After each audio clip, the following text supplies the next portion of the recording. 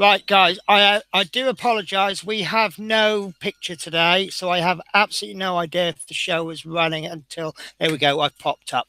Right, hello, guys. Welcome to the quiz of the year. I was actually going to do the Sale of the Century tune and go doodaloo doodaloo doodaloo doo doo, but I'm not going to now. Right, we have had a massive change of plan. There's been various things that's happened. Poor old Horlicks can't make it. Love Minis can't make it. There's been various problems, things my end. So I'm actually going to change the plan. I have a temporary well, I say temporary co-host. He's on the show a lot, and we love him, and we love him every time he comes. So I'll just do a quick introduction, and then I'll explain what's happening tonight. So here is Dave Say. Hello, everybody. Hello from Yorkshire, and Happy New Year to you all. So did you have a good New Year? Do you remember your New Year? Oh, yes, I remember my New Year. Yeah. In that case, it wasn't good enough. No, it wasn't. No. So, right. So, yeah, I'm just going to explain things. I asked you to co-host at very short notes, and I do apologise. What we're going to do today has been quite a few changes. So, I'm actually going to throw all of the questions at the audience. So, every single prize tonight is going to be won by the audience. Excellent. The prizes are actually being changed ever so slightly. The original prize was going to be one Oria screwdriver set, one Ronson screwdriver set, and two multimeters. Excuse me, one sec. They've actually put the price of the Ronson screwdriver set up. So what I've decided to do, I don't know anything about the Ronson screwdriver set, but I know that the Oria screwdriver set is good. So the prize is now going to be two sets of Oria screwdrivers. At least we know what we're going to get. I'm also going to chuck out there a couple of, say, 2 or 3 prizes, see how many people have taken part, and I'll do some small little prints for people. So if anybody has any ideas of what they want, then I'll do a couple of little prints for them, chuck it in the post and send it to you. It'll be quite basic. It won't be printed. If it requires assembly, you'll get the parts. But I'll make you a little something. So I apologize for the changes. I don't know how many people we're going to get today. We've now got 14 watching. So Dave, my co-host, is going to help me. Well, basically, mainly we're going to keep chatting as because obviously there's going to be a time delay between me asking questions and people answering. So I'm going to try and keep a score. It's going to be very, very informal tonight, because obviously trying to ask questions and get a conversation going and keeping, the scores and everything, it's going to be quite difficult. But hopefully the main word that I hope is going to sum up tonight is fun. So anyone who types in the chat is considered an entrant in the in the show. So yeah, so I'll just go through some of the chat. We'll do a quick chat to catch up. So I typed chat because I couldn't see anything happening in the chat, so I didn't know if it was working. Roger Kendall says, good evening, where is everyone? So I'll get my pen at the ready. Roger Kendall, 1 point, because you've bothered actually taking part, so we'll count that. So Chris Campbelling says starts at 8. This is why it's going to be informal, because I'm probably going to lose track. Johnson Hazel says, I hope everyone is okay. I certainly am, and I hope everyone else is. Dave Milne says, hi all. Loved having you on last show. And then we've got Dave Milne, Stuart Sullivan, Fleetwood J, Andy M. How are you all? And Fleetwood J and Stuart. So you no longer get a point just for saying hello, because I've told you about it now. So the surprise is gone now. but I will just chuck in a couple of points for Jonk and Alan Ware because you did get that in. So I'm glad you're happy with the videos. I'll just write Adrian Langley. So 1, 2, 3, 4, 5, 6, 7, 8, 9. We've got 10 people have taken part so far. Right. So my quiz, which I've written weeks ago, and I'm really, really excited about. Really, really excited. It's split into 7 sections. The first section, I'm going to give you all the tiles. And the first section is going to be 12 questions. And the title is The Year That Was. And all of the questions are going to relate to 2018. The next section, the next 5 sections are only going to be 5 questions. But one question in each section, sorry, 2 questions in each section is going to have a bonus, and you can only get that bonus point if you get the main question correct. The sections are going to be called Easy Starters, Transport in General, It's All in the Mag, Television and Film, and hopefully these will make you smile. And then the last section will be 20 questions titled General Knowledge. So, Dave, your thoughts on those titles? Obviously, I've not told you any of the questions, but what are your thoughts on that? Is there anything that perks your interest? I think it all perks my interest, but having said that, I'm going to struggle more than most tonight because obviously I haven't got a chat. And what I was trying to do while he was going through it there was to write everybody's name down and give them all a point. And I've got 9. Yes, got that. I've got Adrian Langley, Alan Webb, Stewart, Fleetwood J, Andy M, Dave Milne, Johnson, Chris Kemplin, and Roger Kendall. That's fine. I mean, you're going to score it, and I'm going to score it, and we're going to be slightly different. But those that are participating and getting the correct answers will ultimately score higher. So, is everybody happy with that? Is everybody? Nobody's got any problems with that. If so, we can make a start. So while I just wait for other people to say okay, I'm going to ask the question, Dave. I've got to ask the question. Issue 46. Well, issue 46. The Mister. The bowler acid man. Yeah. Are we going to officially name him as a group? We'll try, yeah. I've called him Mr. Mannering because I know the name was thrown about by somebody earlier on, and Mr. I'm quite Manwaring. Yeah.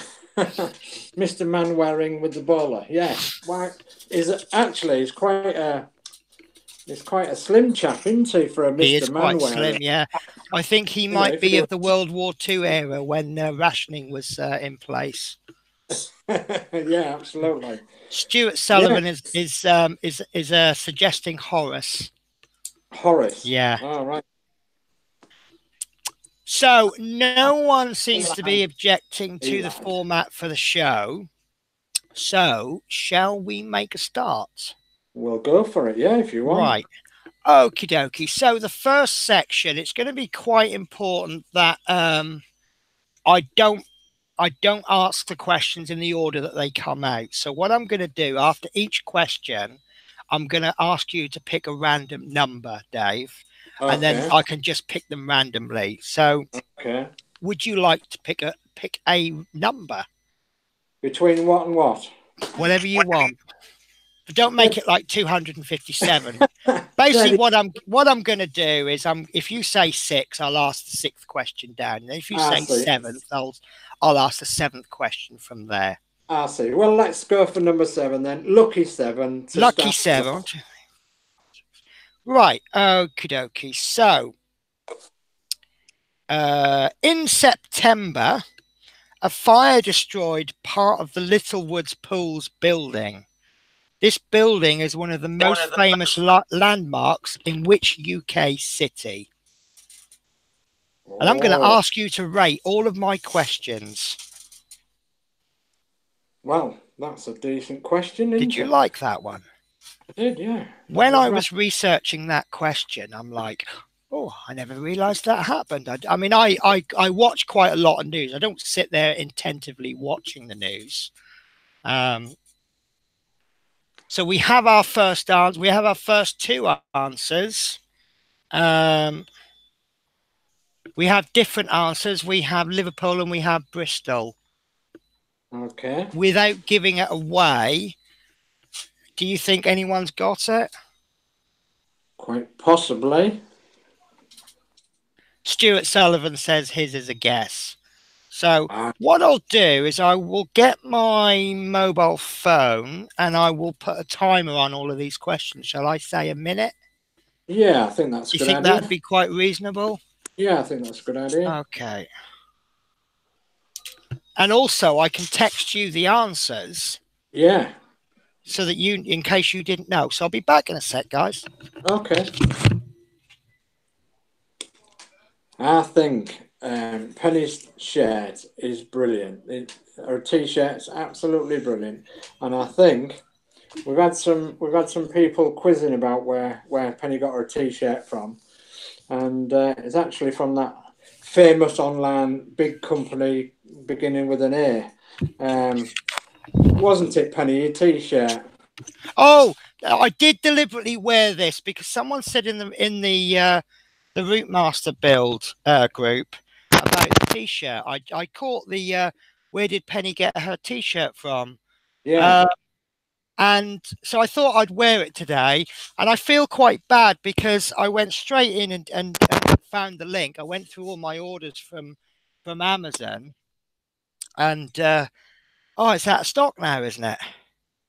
So I'm a bit disappointed about that. So let me just pull up. Sorry, guys. Right. Because, yeah, it just occurred to me that if Dave doesn't know the answer, Make 'em then whistle. Dave can't allocate points to people who've got the correct answer, can he? No, I can't. So I am trying to just keep an eye on the chat. If I miss you and you end I've up got it. not winning the quiz, I hope you're not too bitter. I've got it. What you sent me. I've got it. What you sent me. I'm just Yeah, gonna have to lovely. keep an eye I'll on that. try and get that done as quickly as possible. So, shall we call time on that question? Yeah. Okie dokie. So I'll do a countdown from 5 to 1. 5, 4, 3, 2, 1. Right. So the famous landmark was it was based in Liverpool, which I Yeah. didn't even know about that news item at all. So can we have a? Oh yes, Chris sent me a message. Can I mention that at the end, Chris? The Black Mirror thing on Netflix. Um, Chris sent me a link to a film, and the only link really was the fact that he got on a Routemaster bus. The film had absolutely nothing to do with buses, but I'll chat about that later on if you want. So, Dave, can I have a number? You can. That number is doctor's orders number 9. Right. Okie dokie. So, this one relates to June, and it says I might have worded this quite badly. Thousands of people marched through London to protest against cuts on the same day that what organisation celebrated its 70th anniversary? I've just texted Dave the answer. Oh yes. Did you like that question? Yeah. Rather good. Rather good. I have noticed that this year, or 2018, seems to be the year of the anniversaries.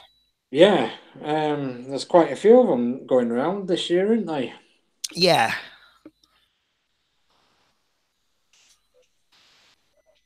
So there's a couple of answers starting to come in. We've got Dave Milne saying the RAF, Stuart Sullivan NHS, Fleetwood J is saying the NHS. Of course, Stuart Sullivan meant the RAF, which is a shame. And Johnson Hazel has come in with his first answer. We have a difference of opinion, and I'm actually laughing at the two common answers. Hello, James. How are you? I'm laughing at the two common answers, but the reason I'm laughing is because I know the rest of the questions.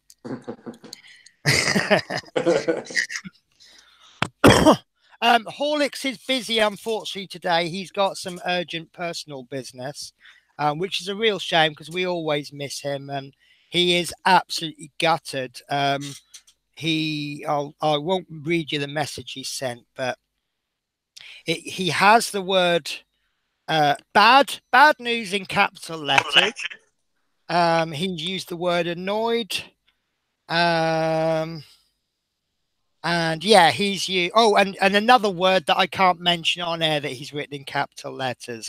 So I think it's fair to say that he really is missing the fact that he can't make it today. So shall we call a 10-second on that question? I think so. Okie dokie. So 10, 9, 8, 8, 7, 7, 6, 5, 4, 3, 2, 1, 0. Right, and the organisation that people marched to protest against cuts in, and they celebrated their 70th anniversary, was the NHS, which is why I laughed at Stuart Sullivan, who said the NHS, but then changed his mind to the RAF. But I've been quite generous, and I did say first answer. Well, I've decided first answer. Can I have a number, please, Dave? You certainly can. Well, if you're unlucky enough to need the NHS, then you're unlucky in the next number, which is 13. So only Dave could give me 13 with his only 12 months in a year. So the 11th of November officially marked the 100th anniversary of the end of what atrocity? Do I need to text this to you, Dave? No. But I'm going to anyway. So 11th of November officially marked the 100th anniversary of the end of what atrocity? And I'm going to assume, Sol, that was the answer to the last question, not the question that I've just answered. There we go. We've got the answers coming in now. We've got a couple of first-time answers. Alan Ware, Dave Mill, J. Stuart Sullivan. I'm trying to find Fleetwood J on the list. Chris Campling. Chris Campling. Stuart Sullivan. I've got Fleetwood J. Andy M. So we've got plenty of answers coming in. And Adrian Langley, I think that's the first one. Yeah, Adrian Langley's got some definite points on the board. So do you want to do a countdown of that? Should we give him a little bit longer? I think we've been quite fair, and I think we should make a countdown starting now. Go for it. 10, 9, 8, 7, 6, 5, 4, 3, 2, and 1, and 0. Lovely. And the answer was, Dave? World War One. And I've been a little bit mean on that one. The people who have said World War II did not score any points. Because the World War II did not end 100 years ago. No, it didn't, no. So may I have a number, please, Dave? Shall we go for a bit higher this time? It's just cruel. No, we'll go for a low one then. How about... You go for whatever you want, Dave. How about me and you, number 2? Okay, so in February, what fell to the ground causing the Met Office to issue its first ever red warning in Scotland, meaning the weather caused a potential risk to life? In February, what fell to the ground, causing the Met Office to issue its first ever red warning in Scotland, meaning the weather caused a potential risk to life?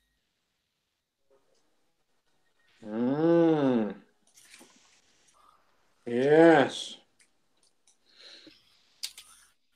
There we go. Yes. So Johnson Hazel's got some points. Chris Campling, you are making me laugh today. Johnson Hazel, Stuart Sullivan. What could the answer be? Handwriting.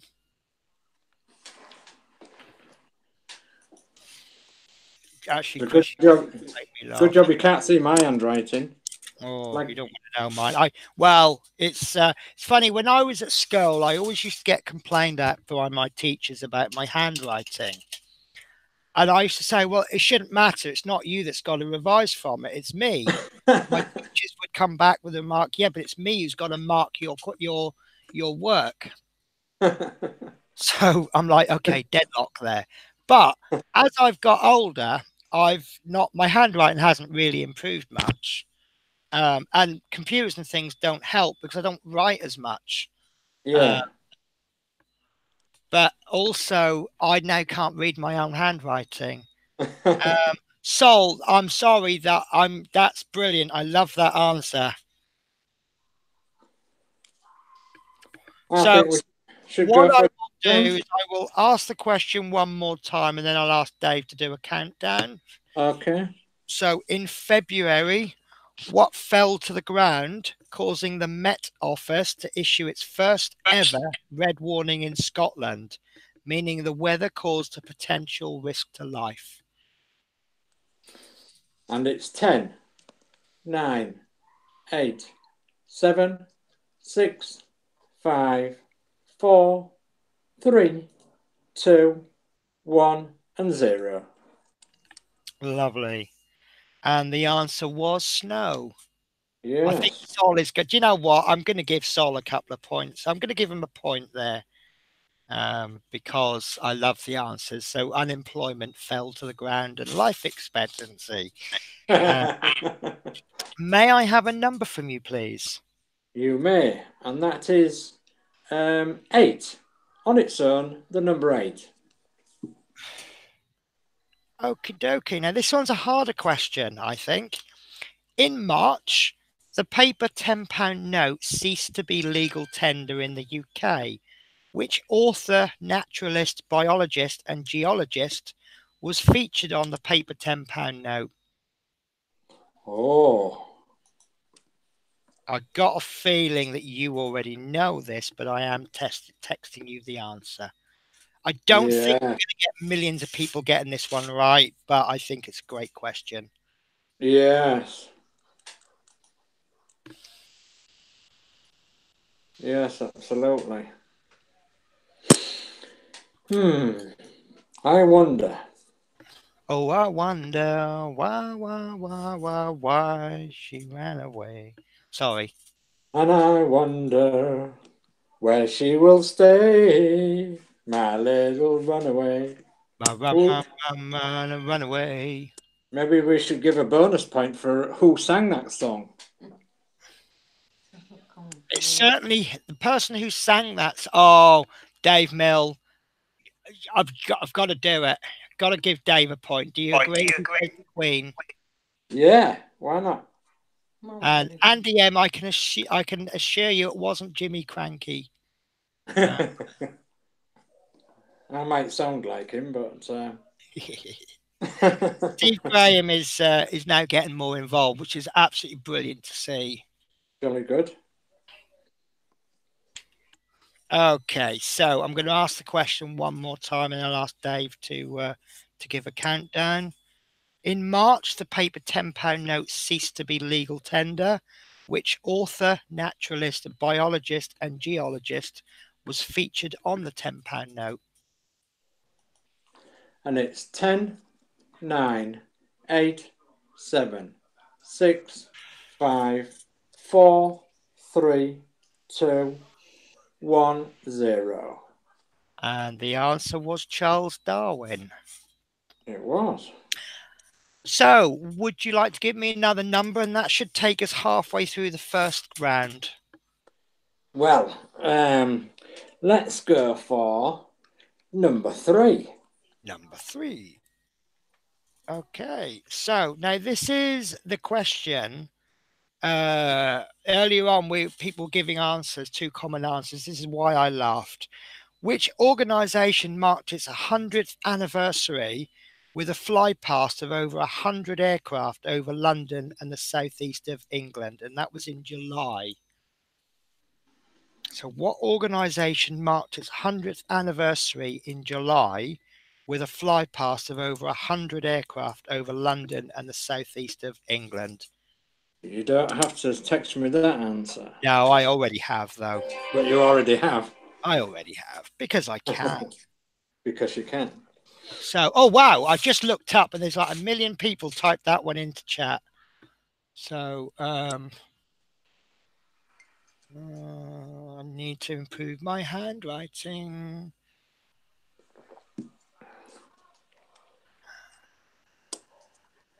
I nearly gave the answer then.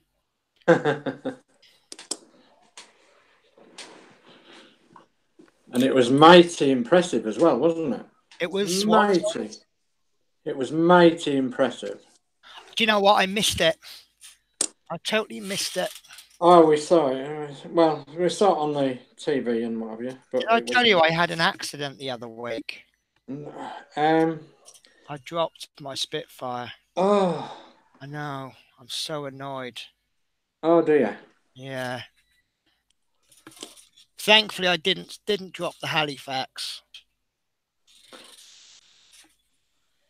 Brill Cream boys. Aye. Oh, Penny. Right. Okay. I will ask the question one more time. I'm going to actually ask you to reduce the countdown. Should we do a 5 countdown? Yeah, why not? Because I'm looking at the time. I'm worried we're not going to get through all of the questions. Yeah. So, okay. In July, what organisation marked its 100th anniversary with a fly past of over 100 aircraft over London and the southeast of England? And it's 5, 4, 3, 2, 1, 0. And the answer was not cakes, but it was the RAF, or the full name Royal Air Force. So we are halfway through the that round, and I'm seeing front runners of Fleetwood J, Stuart Sullivan, Chris Campling, Hazel Johnson, Dave Mill, and Alan Ware. Does that look roughly the same for you? Sounds good. Yeah. Sounds good. There's loads of people with points. I'll try and mention as many people as I can throughout the show. Okay. So, may I have a number, please? The number is... I'll make it a round dozen. 12.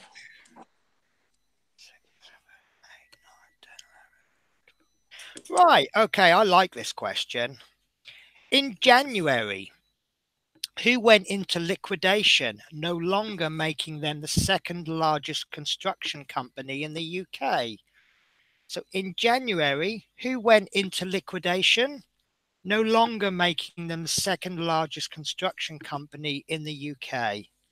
Little bit of a harder question, made harder by the fact, I know you already know this one, Dave, but I have just texted you. Thank you. Yeah, it's made a little bit harder the fact that it happened, well, a year ago now. A year ago. Yeah, a year ago now, isn't it?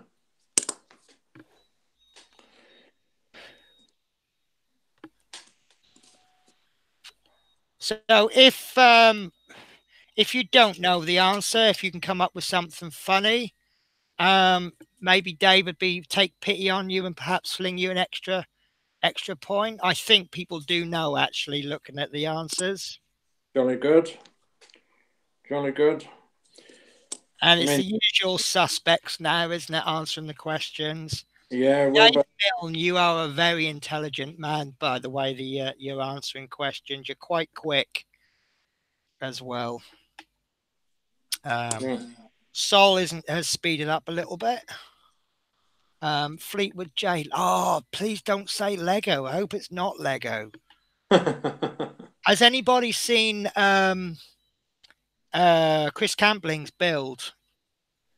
He did Yes, some fantastic builds with Lego. yes, Really yes, enjoyable absolutely. watches. Yes, brilliant. It's, Absolutely. he actually makes Lego is one of those things that is, well, until I saw Chris Campling's videos, Lego is one of those things that's quite boring to watch other people do it, but great to do yourself. But Yeah, seeing Chris doing his builds, you can kind of feel the passion that he has for them. yeah, and the things that you can build now are amazing, aren't they? Truly Yeah. amazing. You know, much better than the castles and houses that we used to build when we was kids. Yeah, when I was a kid, all I could ever make was aeroplanes.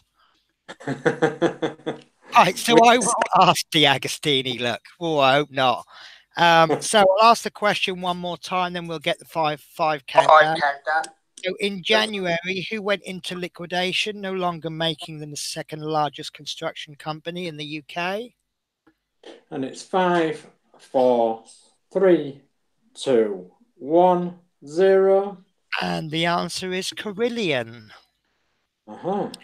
So we've got 1, 2, 3, 4, 5 questions left. Would you like to pick a random number? The random number would be number 1. Okay, so what tax came into force in April, causing a sharp rise in the price of fizzy drinks? Oh. Oh, that reminds me. What Oh, what tax came into force in April, causing a sharp rise in the price of fizzy drinks? yes. Just another one we have to forbear, isn't it? Oh, do you know what? I thought this was going to be a really hard question, but once again, everyone's proven that they're so much smarter than me. Smarter than me too. Very quick. Stuart Sullivan is obviously very sure that he knows the answer, judging by the fact he's written it in capital letters. Still don't stop me and Cheryl drinking Coke.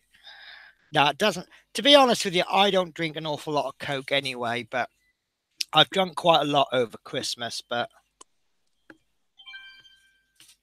I don't know how much this particular tax is, but it seems to have added like 70% to the price of bottles of Coke in the local shop. So yeah, it's dodgy's going on there. shot up, hasn't it? So we've had quite a few answers. So I'll ask the question one more time, and then I'll ask for the countdown. Okay. Shall I find it now? What tax came into force in April, causing a sharp rise in the price of fizzy drinks? And it's 5, 4, 3, 2, 1, 0. And the answer is sugar tax. Yeah. So through 4 questions left, would you like to give me an answer? An answer. I'll give you an answer. Yeah. Yeah. Give me an answer. Yes. Okay, so number 10, shiny 10. Okay, so I hope you've got your sports hats on. On the same day that Prince Harry got married, who did Chelsea beat 1-0 to lift the FA Cup trophy in May? Oh, I've no On the idea. same day that Prince Harry got married, who did Chelsea beat 1-0 to lift the FA Cup trophy? I have no idea.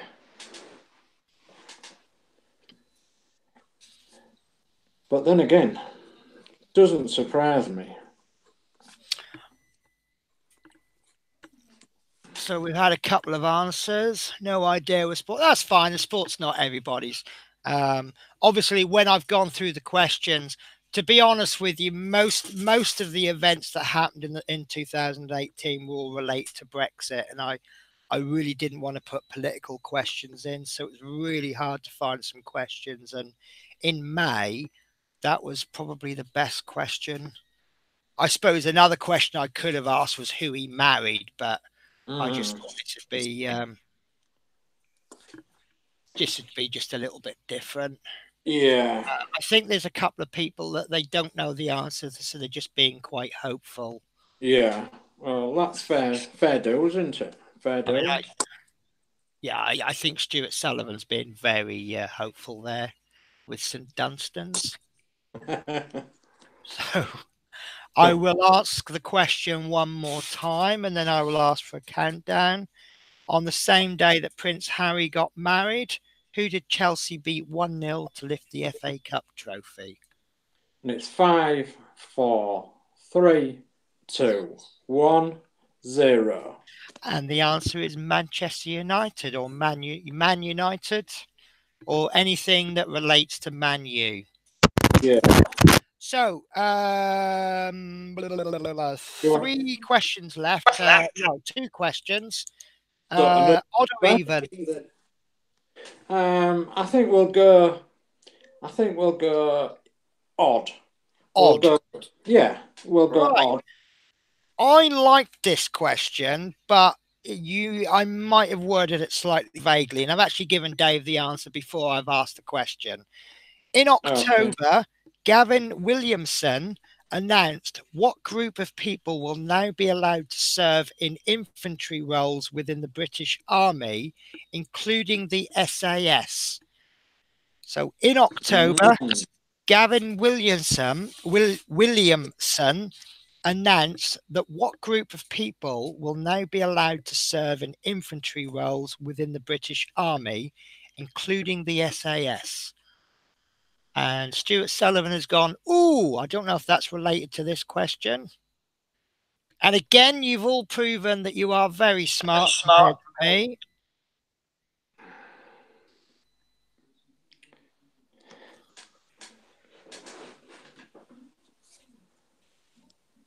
So what, did we actually give a number for that then, or just odd?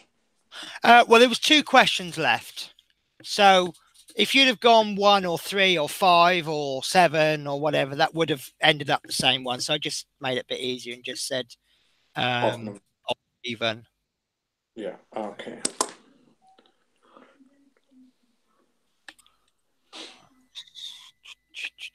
I'm resisting. I'd noticed earlier on I was actually calling out names as I was giving them points, which was inadvertently giving away the answer, really, wasn't it? Yes, but well, because they can obviously see each other's chat. Yeah. So. Yeah. So it was a bit daft of me there. So I'm just. You will hear me go a little bit quiet every now and again. No, that's fine. So I'll ask the question one more time, and then I'll ask for the countdown.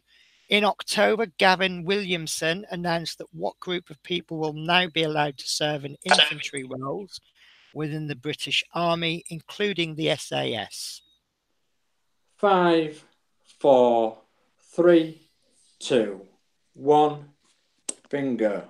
And the answer is women. And that was actually October. It is important that I mention the month in each question. And the last main question relates to December, whose 32 million customers were left with no mobile phone access as a result of faulty software. So whose 32 million customers were left with no mobile phone access as a result of faulty software? Including me. Including me too. I wouldn't be surprised if all the people answering this correctly were actually customers of this.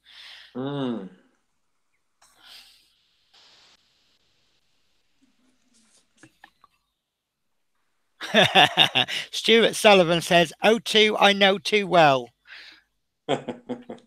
We've got difference of opinions. We've got an E come up, we've got a Vodafone, and we've got I2, which I assume means O2. Right, so I'm going to just push this question through.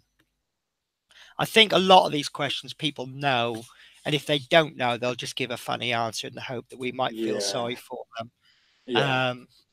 So in December, whose 32 customers were left with no mobile phone access as a result of faulty software? Chris 5, Campling said R2D2. 4, 3, 2, 1. Bingo. And the answer is O2.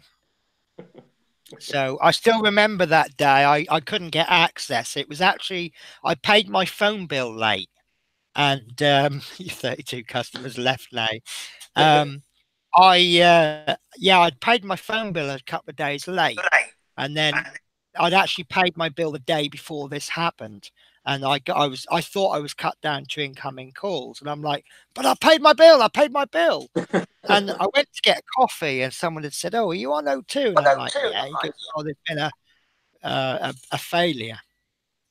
Right. So the final question, I have asked 11 questions, and there's 1 month I couldn't find any questions for. So what is the month that I have not asked a question about? Oh. That's really worded badly. Basically, I've asked you 11 questions, each question relating to a month in the year. What month have I not asked a question about? See how well you were paying attention. So all these people that I've been saying, oh, they're very smart, we'll see just how smart they are. Yeah. And to prove it, I will quickly run through all the questions so that you can tell. So we are having a very big difference of opinion, and Sol is I've smiled at Sol's answer. Chris Campling is fishing for bonus points by saying, "Very good question, Benny. Very good questions. Can I have a bonus point, please?" I think most people are guessing because you weren't expecting this question. You weren't really getting ready for it. Shall we just assume that no one's got an idea and we'll just do the countdown? Yeah, we'll go for it. So I'll ask the question again. So I've asked 11 questions. Each question relates to a different month of the year, which is the only month that I have not asked a question about. And that's 5, 4, 3, 2, 1, 0. Just as I thought no one was going to get it right, just as Dave came up with the start of the countdown, Alan Ware came in with August, which is the correct answer. So I won't go through them all, but I'll quickly run through them. So January was Carillion, February was Snow, March was Charles Darwin, April was Sugar Tax, May was Manchester United, June was the NHS, July was the RAF, September was Liverpool, October was Women, November was the 100th anniversary of the World War One, and December was the O2. Yeah.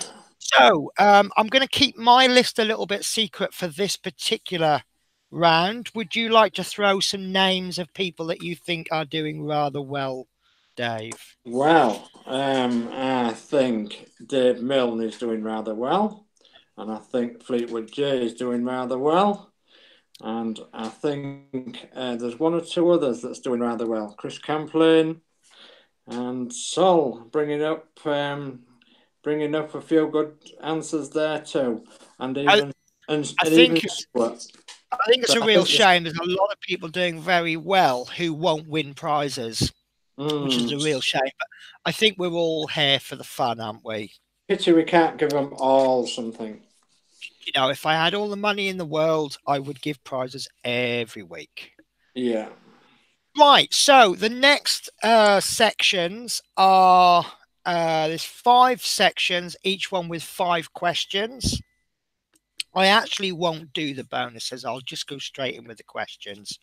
So the first section is called Easy Starters. So they're all questions that everybody would probably get right. If you get it wrong, it's probably because of the wording that I've used. And some of them are going to be slightly more difficult because they were aimed for people to sort of buzz in and say the answer, but we'll see how we get on. Yeah. So 47 days before Easter Sunday, I decide to go shopping. What are 3 vital ingredients that I make sure is on my shopping list?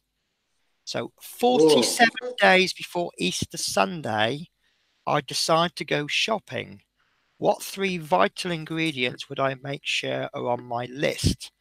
And I actually will give a bonus point if anyone can tell me what that day is and why I'm buying these 3 ingredients.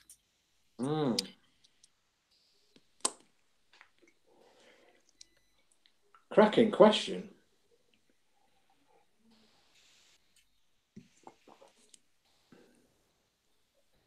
Absolutely cracking question. I'm just texting you the answer. Is that what you had down? Yeah, that's about it. Yeah, that's about it. Do you know what? Just looking at some of the answers, I'm going to be slightly lenient with the answers. But yeah, I think people have understood the question enough. So I'm going to run out of room on my pad, I think. Stuart Sullivan's got a cop-out by saying, I don't cook. I don't cook, so I should be exempt from the question. Just give me the points.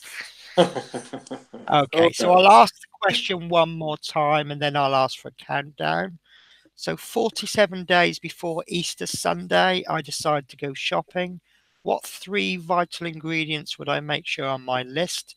And for a bonus, what is that day called? 5, 4, 3, 2, 1. And the answer is milk, flour, and eggs, because that day is Shrove Tuesday, also known as Pancake Day. Did you like that question? Brilliant. Absolutely brilliant. Right, so the next question is primarily we have had 4 different colours on our buses. When I say 4 different colours, I mean the colour of the parts that we received. Can you name 3 of them? So primarily we have had 4 different colours on our buses. Can you name 3 of them? And I've said primarily because there's bound to be something that I've forgotten. Yeah. So I won't text you this one, Dave, because you know the answer. Yes, absolutely.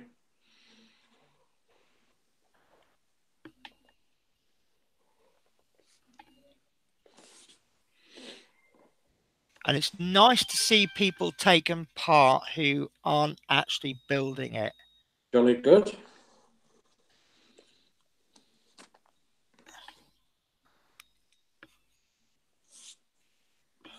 I'm not sure whether to give Johnson Hazel a point. He's only mentioned 1. But how you score, Dave, is up to you. The winners will be decided between me and Dave. It won't be down to me or down to Dave. Dave Weir's just completed issue 29. Right.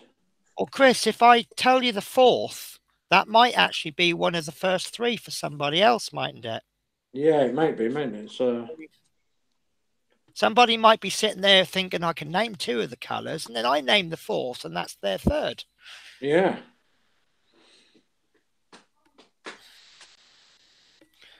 I see Roger Kendall's trying to get back in get his nose in front. Okay, so I'll ask the question one more time and then I'll ask for the countdown. Primarily, we have had 4 different colours on our buses, or the parts have had one of 4 different colours. Can you name 3 of them?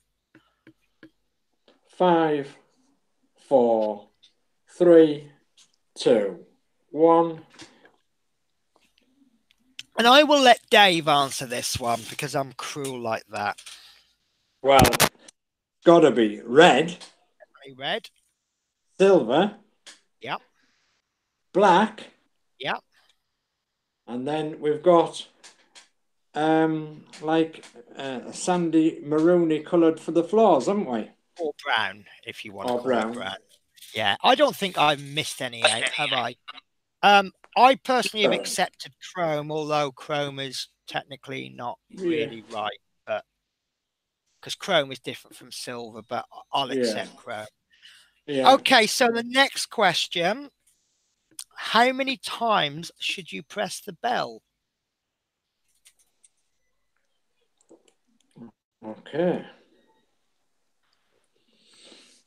That was why I asked for 3, Chris, because you might have forgotten something. There might have been some people that didn't count the tires.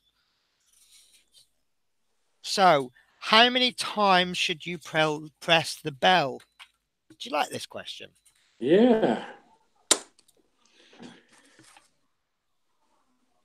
Of course, that depends if you're the conductor or a passenger or what the other circumstances might be. The reason I've worded it exactly like it is, I hope we're all looking at the magazine. So that's the way I've worded it. If you're reading the magazine, that question wording should be fine. Yeah. So I will ask that question one more time, and then we'll get the countdown. How many times should you press the bell? 5, 4, 3, 2, 1, 0. And the answer is once. And why is it only once? It's only once because it's twice to go. Well, I would have said because that's what it says to do. Press bell once. Yes. So here is my favourite question of this round.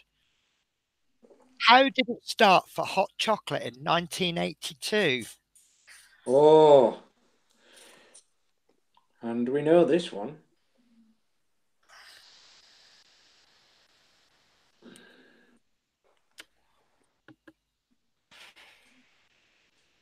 You know, I'm feeling generous today. I think Adrian Langley came in a little bit late there, so I'll just give him a little point.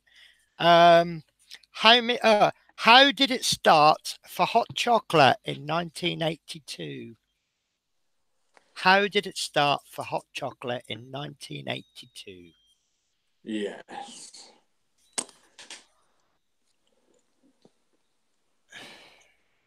Indeed.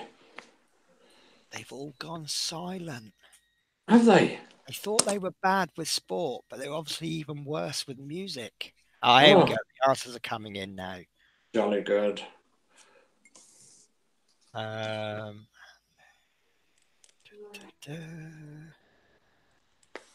When you say again. Okay, Dave, for the benefit of Dave Mill, how many times? How did it start for hot chocolate in 1982? Yeah, I think they've got the hang of this now, haven't they? So it's. Shall we go for a countdown? Yeah, go on. Oh, excuse me. Sol, I'm going to give you a bonus point for that because he hasn't just put the answer; he's actually put an emoji. So, how did it start? How did it start for hot chocolate in 1982? And it's 5, 4, 3, 2, 1. And I'm going to get Dave to sing the answer to you. It started with a kiss. That's the one. So the final question of the section, Easy Starters. I'll just say hello to Peninsula Painting Projects. Hope you had a good year too. So the final question, what is unusual about Frank Beard of the band ZZ Top? What is unusual about Frank Beard of the band ZZ Top? Oh, you will have to text me this answer. Well, really, I have texted you anyway. Again, this is a brilliant question. Did you like the answer? Yeah.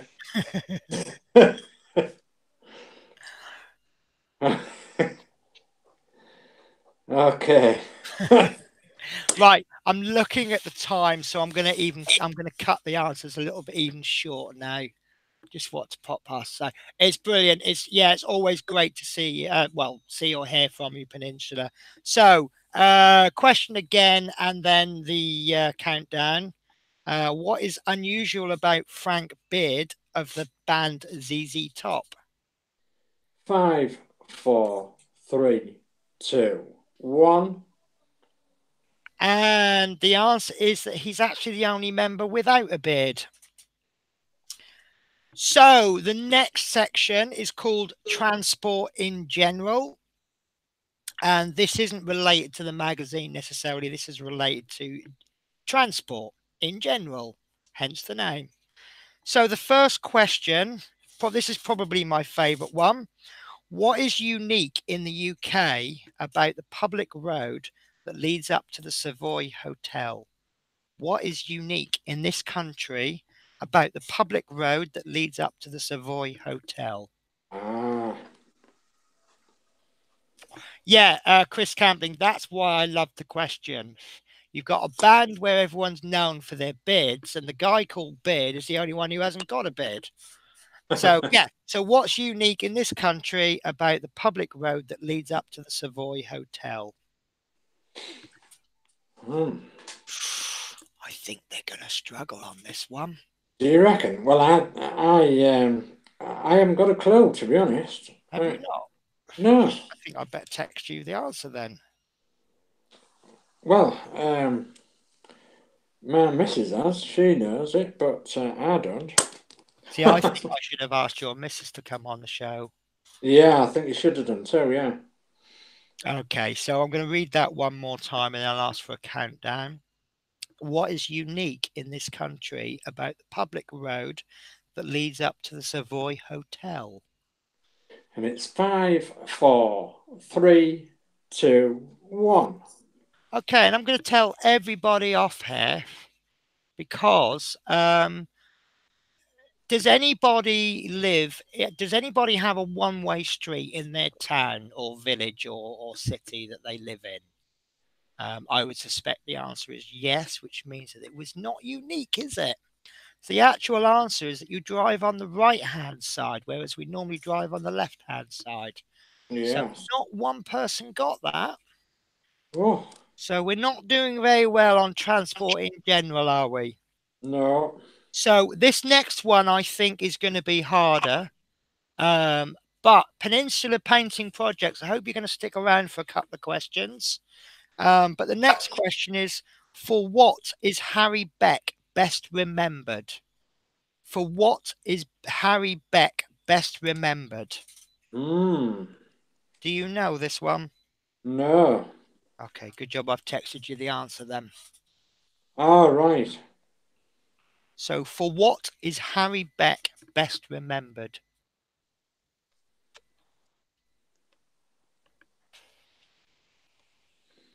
Okay. They are struggling, aren't they?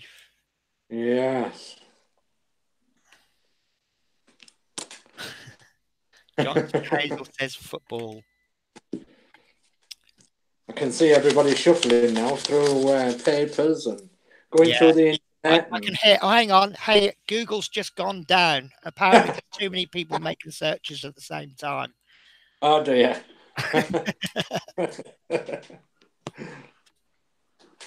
Okay. So I'm going to be mean. I am going to keep quite short now. Yeah. So for what is Harry Beck best remembered? And it's 5, 4, 3, 2, 1. And Harry Beck was the man who designed the London Underground tube map. So the next question, everyone should get this. What is the nickname given to the exam that all London taxi drivers have to pass? What is I know the this nickname one. given to the exam London taxi drivers have to pass? I know this one. Okay, I won't text it then. No, don't text it. No. I think there was a film made about that, wasn't there? Something, yeah. I do not know. Comedy film or something I was could made see about it it. probably. Oh, yeah. I think that rings a bell. Yeah. Was it? It might have even been one of them Robin Asquith ones, knowing me, because I used to watch all sorts. Okay, so I'll ask it one more time. I'll ask for a countdown. What is the nickname given to the exam London taxi drivers have to pass? It's 5, 4, 3, 2, 1. And Roger Kendall just got in there with the knowledge. And I can't find Yes. Roger Kendall on my. Here he is, right at the top. Look. Um, so I'll give a point to Alan Ware.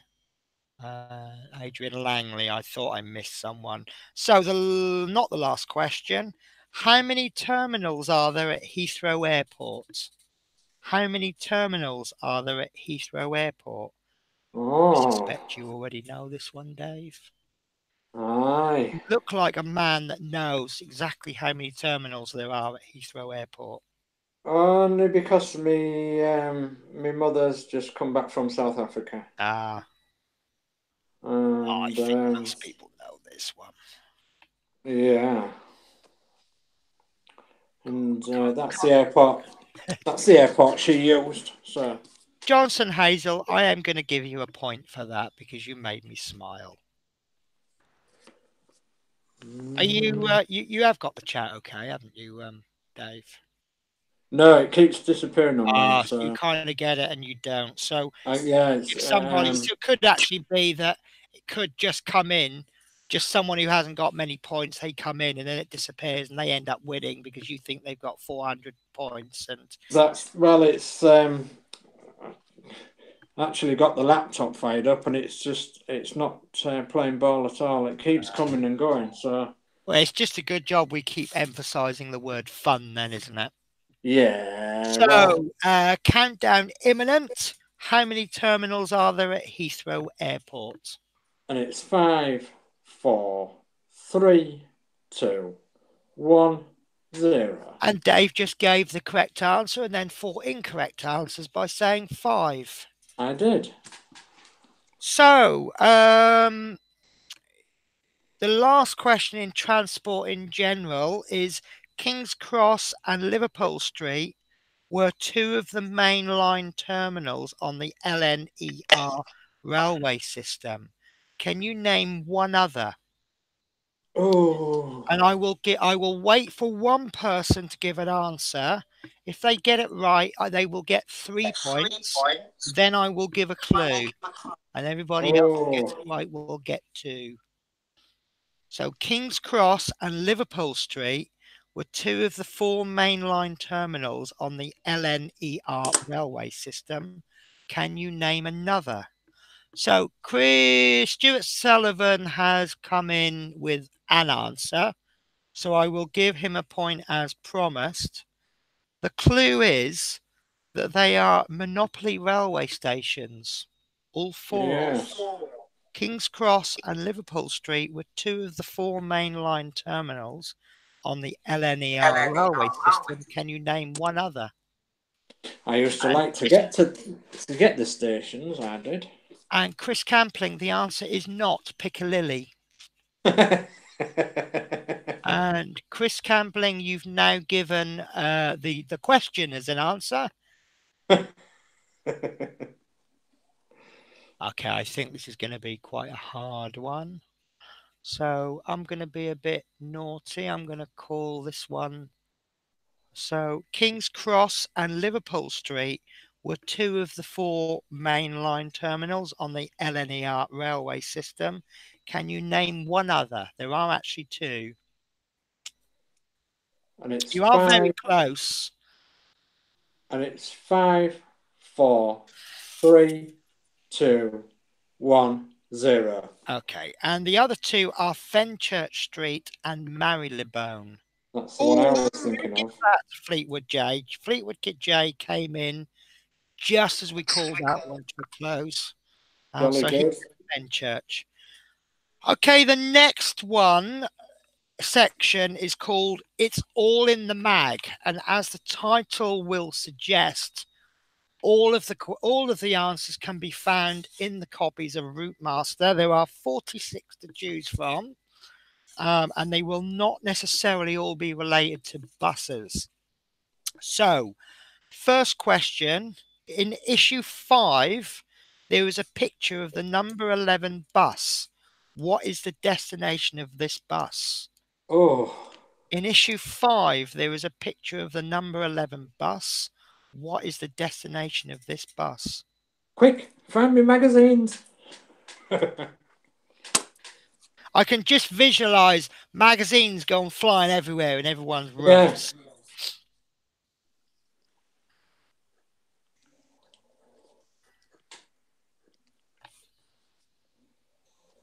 Hope this is working okay.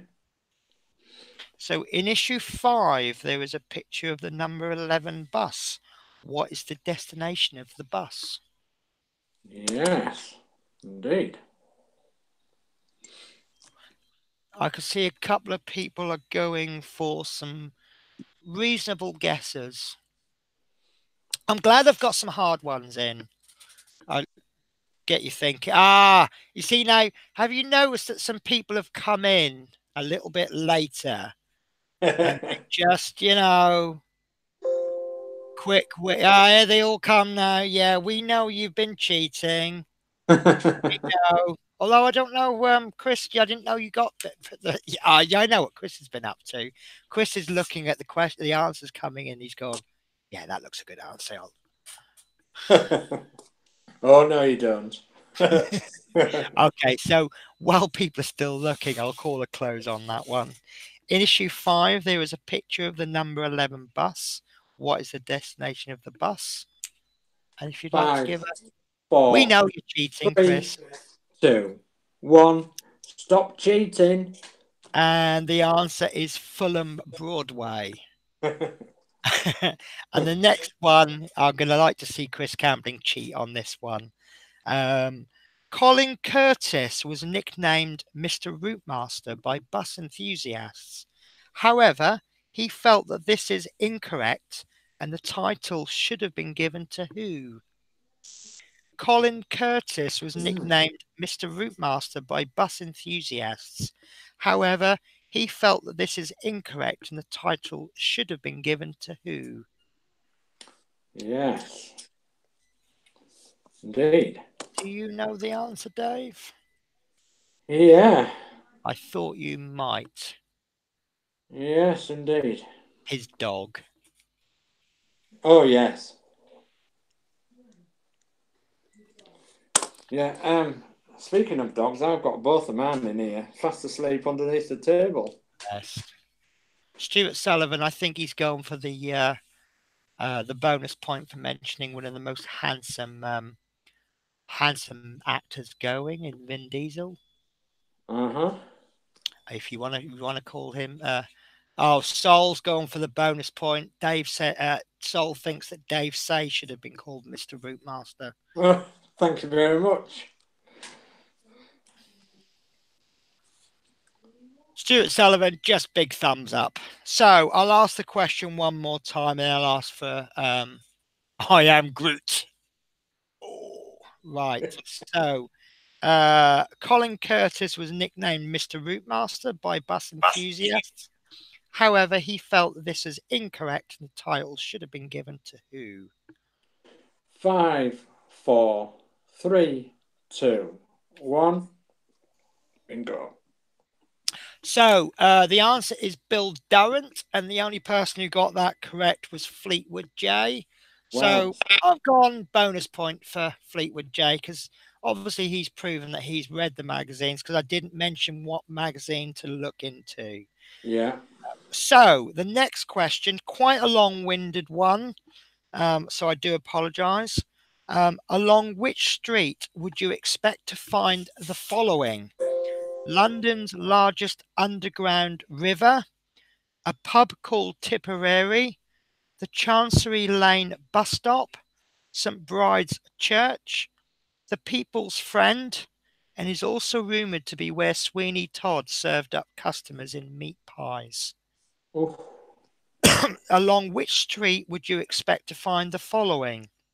London's largest underground river, a pub called Tipperary, the Chancery Lane bus stop, St Bride's Church, the People's Friend, and is also rumoured to be where Sweeney Todd served up customers in meat pies. I think that issue was quite early on, wasn't it? I think it might well have been. Yeah. And I might just declare, oh, there we go, Chancery Lane. No, Chancery Lane was in the question. Yes. So we've got a bit of a difference of opinion here. Oh, Lucas 1945, welcome to the show.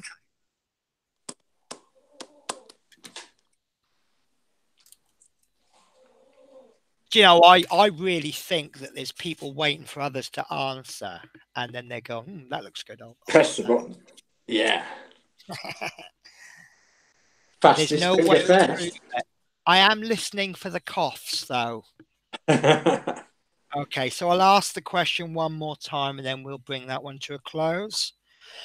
Along which street would you expect to find the following? London's largest underground river, a pub called Tipperary, the Chancery Lane bus stop, St Bride's Church, the People's Friend, and is also rumoured to be where Sweeney Todd served up customers in meat pies. 5, 4, 3, 2, 1. And 0. the answer is Fleet Street. So the answer being Fleet Street. And I thought what might give that away might need to be slightly older. There's a magazine called The People's Friend. Yeah. So the next question is at about 9 a.m. on the 13th of July 1955, who became the last ever woman to be hanged in Great Britain? Oh. Do you know, her name just evades me. So about 9 a.m. on the 13th of July 1955, who became the last ever woman to be hanged in Great Britain?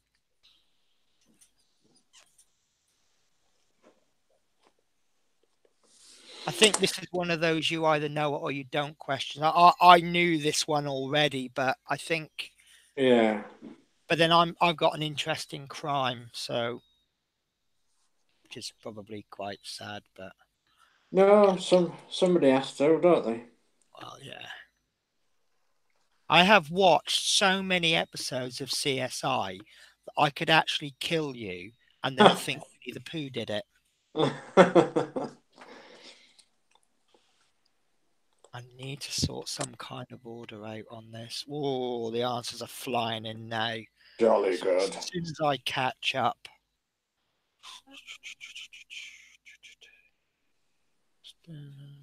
Oh, Chris remembers it. Are you really old then, Chris? Ah, it was in Dexter, was it? Right, so I'll ask the question one more time. I'll ask for a countdown. So about 9 a.m. on the 13th of July, 1955, who became the last ever woman to be hanged in Great Britain? And it's 5, 4, 3, 2, 1, 0.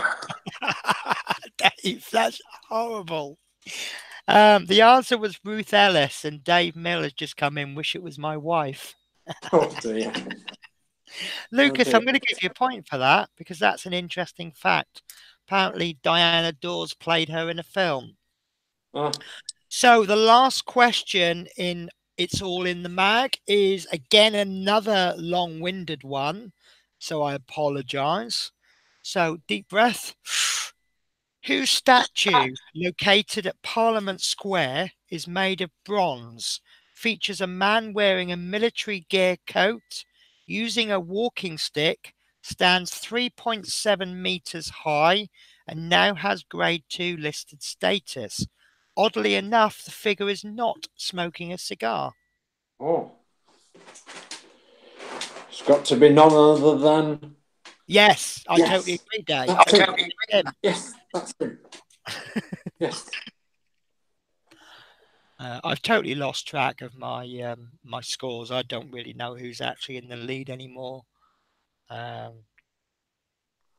think I'm doing it in the old Roman 1, 2, 3, 4, 5 and slash, and I've noticed that Yeah. 2 have got the slash after 4 or after 3, and then some have got 5 and then a slash. But I think I'm just going to judge this by who's got the most marks on the piece of paper, really. Yeah. Some people may Well, have been given points twice. Who knows? Who cares? well, It's all for fun. you've been given bonus points and what have you, haven't you? Yeah. As you've been going along. So Yeah. I've just chucked in points where I think it's fair, really. And it's all for fun.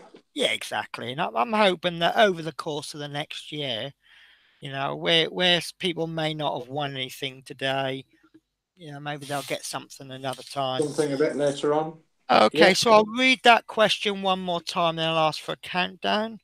Whose statue, located at Parliament Square, is made of bronze, features a man wearing a military gear coat, using a walking stick, stands 3.7 meters high, and now has grade 2 listed status. Oddly enough, the figure is not smoking a cigar. I added that last bit in myself. Very good. Well, it's 5, 4, 3, 2, 1. And the answer is Winston Churchill. That's the man. So, 2 more of the main sections left. The next section is called television and film. And do you want to guess what that's all about? Television and film. Wow. I can see why I chose you, Dave. So this one I think is a brilliant question. So, which sport does James Bond take part in Die Another Day? So, which sport does James Bond take part in Die Another Day? Like that one? Yes.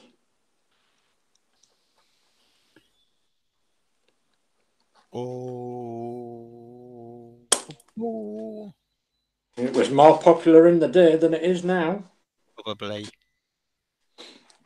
We've got some really smart people about today. I'm counting up some of these points. Obviously, I've just been marking them down, and Yeah. I'm actually starting to count them. And there's a lot of points going around. I might just declare Fleetwood J null and void because I've got no room on the paper for him anymore. Okay, so I'll close this one. I'll read it and then ask for a countdown. Which sport does James Bond take part in Die Another Day? And it's 5, 4, 3, 2, 1. And the answer is fencing. And I see Adrian Langley just came in there. Now, Chris Campling said love films. So we are now expecting 100% from Chris on this section. So the next question, I love this question. Love it, love it, love it. What is the Christian name of Inspector Blakey from On the Buses? What is the Christian name of Inspector Blakey or Inspector Blake from On the Buses? Oh, yes. I have texted you the answer, but I suspect you already know it. Now then, perhaps you should say his on-screen. Oh, yeah. The on-screen name.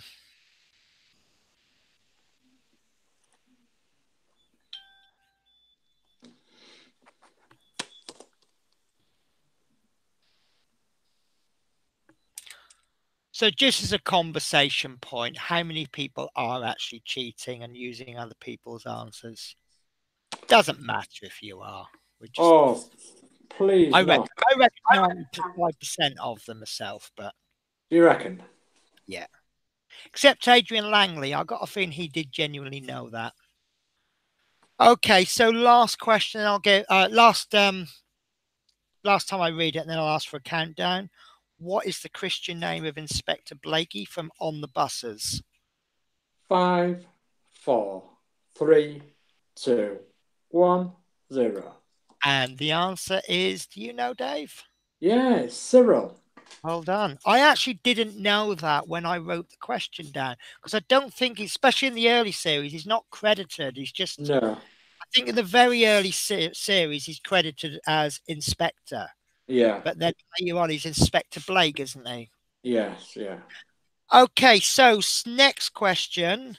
What is the name of the spin-off series based around Inspector Blakey's retirement in Spain? In fact, I'm not gonna say that last bit. I'm gonna ask for the whole question, for the whole answer. So, what is the name of the spin-off series based around Inspector Blakey's retirement in Spain? I know that one. You do know.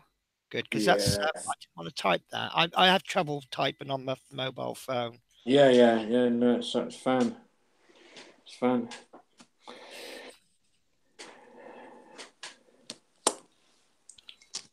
And doing this bus, of course, we should all have DVDs of On the Buses, because You know what? I do love watching it.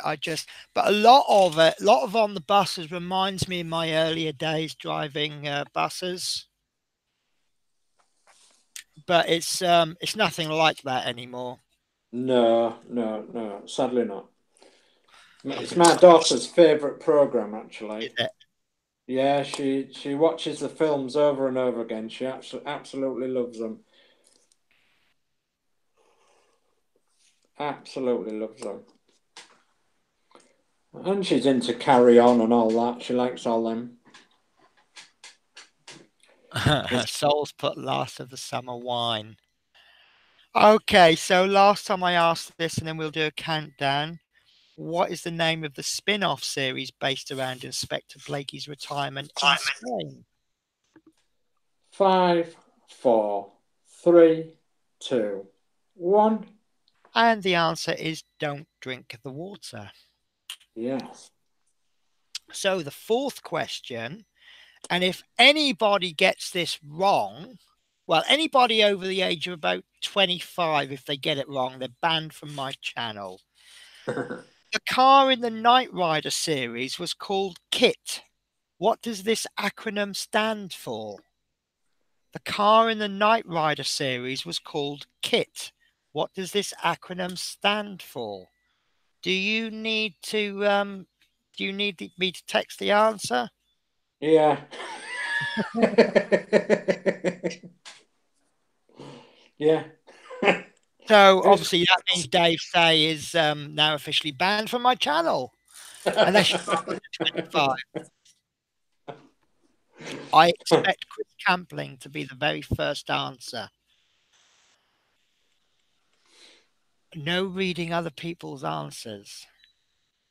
I know. When I saw this question, I thought I've got to include it because Knight Rider gets mentioned a lot on the streams, doesn't it? Knight Rider was a brilliant show, wasn't it? Really, it was good actually. I don't think of it by today's standards, but back then it was brilliant. Yeah, back then it was I think we should drop a point, take a point off Chris Campling for not being first. What do you think? Well, possibly. Okay, so I'll ask the question, then I'll ask for a countdown. The car in the Knight Rider series was called KIT. What does this acronym stand for? 5, 4, 3, 2, 1. And the answer is Knight Industries 2000. So we only had a couple of correct answers on that one. And the last question on television and film is, excuse me one sec, I'm getting a bit of a dry throat.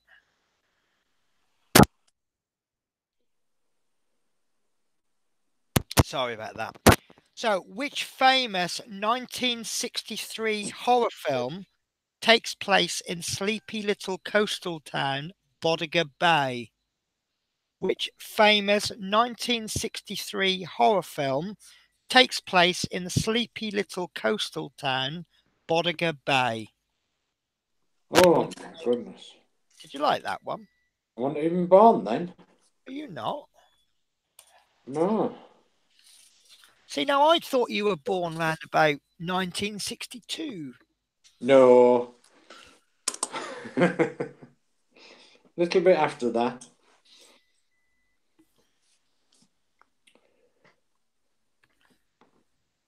I don't think they're going to get this one. I remember the film. That was a brilliant film. Absolutely. Yeah. Shall I give a slight clue? Probably not. The person responsible for this film, he actually appeared in every single film he made. Ah. I didn't know that.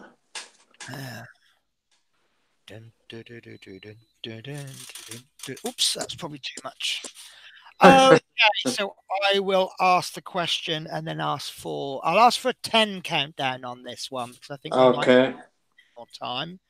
Which famous 1963 horror film takes place in the sleepy little coastal town Bodega Bay? 10, 9, 8, 7, 6, 5, 4, 3, 2, 1, 0. Okay, and the answer is The Birds, and I'm going to give Lucas 1945 5 points, and everyone else who got it just the 2. Just because I can. It's my game. Your game. My game. And Chris is only getting 1 because I know you cheated. There we go. Okay, so that's the end of that section, and this is my favourite section, I think. This is titled, Hopefully These Will Make You Smile. I hope that either the question or the answer will make you smile in every one. So, the first question is, what is a group of unicorns called?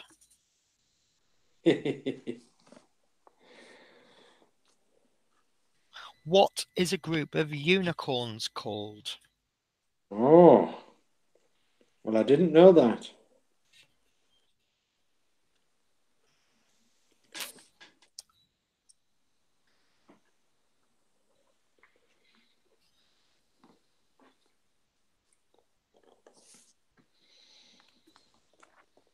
Have you ever seen a group of unicorns? I like those answers. Uniques. Uniques. Yeah.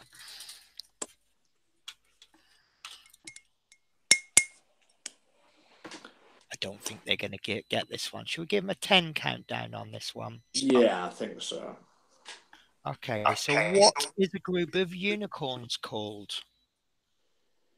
It's 10, 9, 8, 7, 6, 5, 4, 3, 2, 1, 0. Okay, and a group of unicorns is called a blessing. I quite like Chris Campling's answer of nothing, they're not real. How do you know they're not real? Every time you say they're not real, a fairy gets killed. Okay, so for the next question, it's going to be ever so slightly visual. It's just an opportunity for me to show off a free gift I got from Model Space. This is a little model I was sent of the 1903. It's the first Harley Davidson, 1903. So the question is, what was the carburetor of the first Harley Davidson built in 1903 made of? Oh, What was the carburetor of the first Harley Davidson made of? Just incidentally, I was going to that last question about the unicorns being a blessing. The bonus was going to be, what's a group of crows called? And they're called murder. really? Yeah, but back to this question. What was the carburetor of the first Harley Davidson built in 1903 made of? And as I suspect, I don't think anyone's going to get it correct. Do you have any idea? Well, I doubt it would be plastic. Yeah, I don't think it'd be plastic. I've actually looked on here, and you can't. There's no real sign. I think the card is going to be somewhere. I don't know. I really don't know yes. motorbikes, but Yeah. Mm. Well, it's quite possible it could have been. now I know that someone's Googled this, so I'm going to call this question to a close. Right. And then I'll explain my scoring. So, what is the carburetor of the first Harley Davidson made of? 10, 9, 8, 7, 6, 5, 4, 3, 2, 1. Okay, the answer is a tomato can. So, Stuart Sullivan, I've given 2 points to. Fleetwood Joe, I've given 2 points to. I've given an extra point to Sol because he did say tomato can. For the benefit of the answer, I've accepted tin. Yeah. Okay, so back in the 1600s, what was used in thermometers instead of mercury? Back in the 1600s, what was used in thermometers instead of mercury? Any Oh. idea, Dave?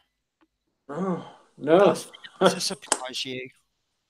It wouldn't have been Coke, I wouldn't have thought. Ooh.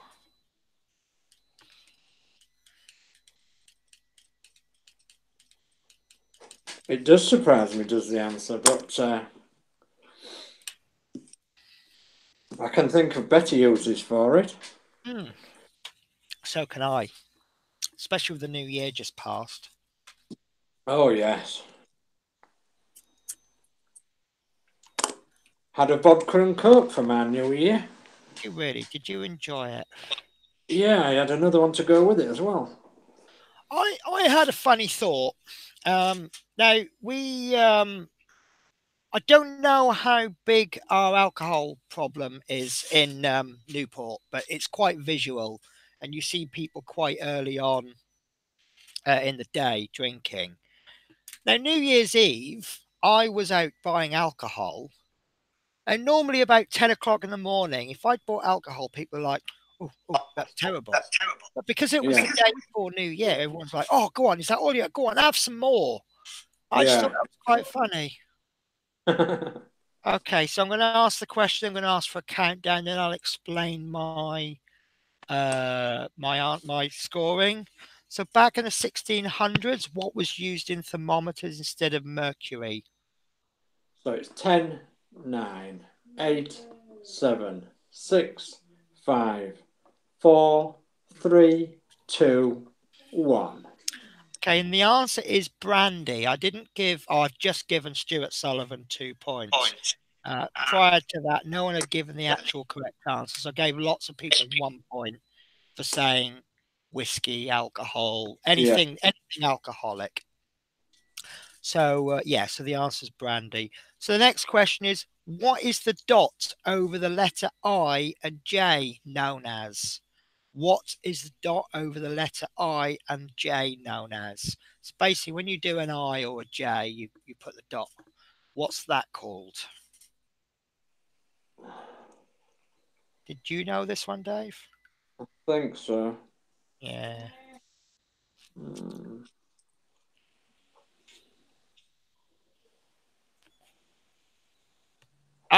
Yes, I've just realised Stuart Sullivan, he works in hospitals, don't you, Stuart? So you possibly might have known the answer to the last question. So having sent you the answer, did that confirm you know it, Dave? Yeah, I actually thought it was something else other than that, but yeah, jolly good. Jolly good. Right. Okie dokie. So I will call a 5-second countdown on that one. What is the dot over the letter I and J known as? 5, 4, 3, 2, 1. And the answer is a tittle, which I think is a lovely word, tittle. Yes. Okay, and the last question of the 5 shorter subjects is on average, how much time does the average human spend on the toilet? On Oh, average, how much time does the average human spend on the toilet? oh, quite a while, I would have thought. I will Oh, not accept the answer in minutes or seconds or hours. or even days. Sorry, I'll just make that question a little bit clear. In their lifetime, how much time does the average human spend on the toilet? This is from birth to death.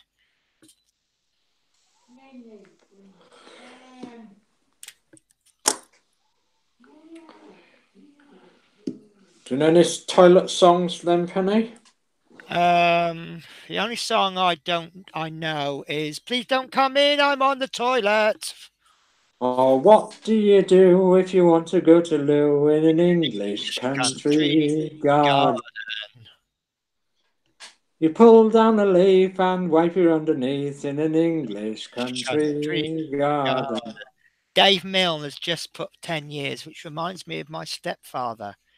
The second we finished dinner, he would take a Dick Francis book to the toilet with him, and he would have this amazing skill of just coming down just as we finished the washing up. And then he'd come out with those immortal words, "Can I lend a hand?"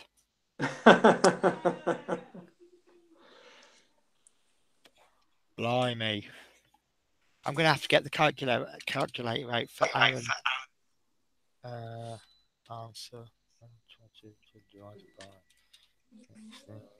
you know, I'm just going to give him a point for that. I can't work that out. 42 minutes a week.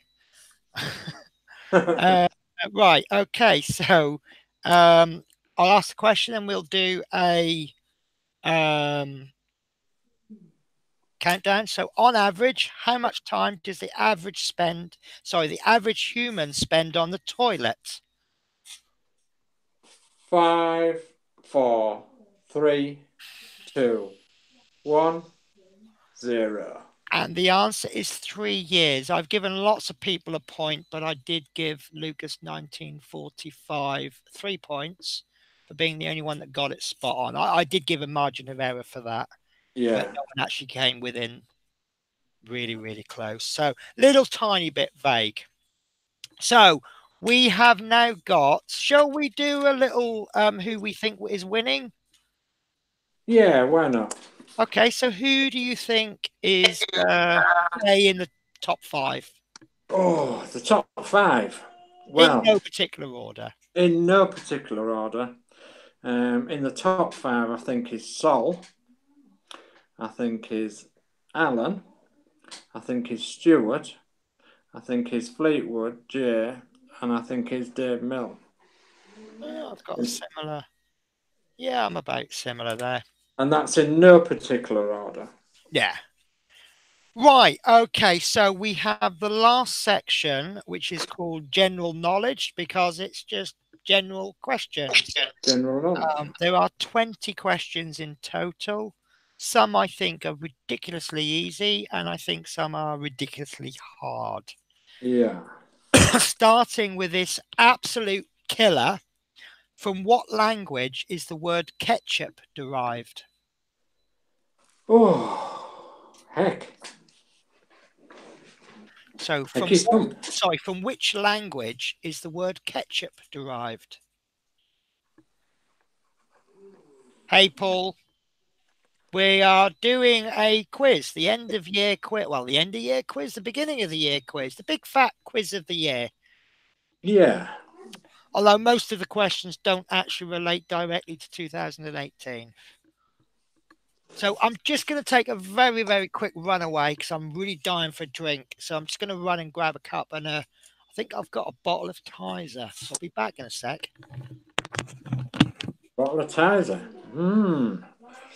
I've got a bottle of that Shola, or whatever you call it.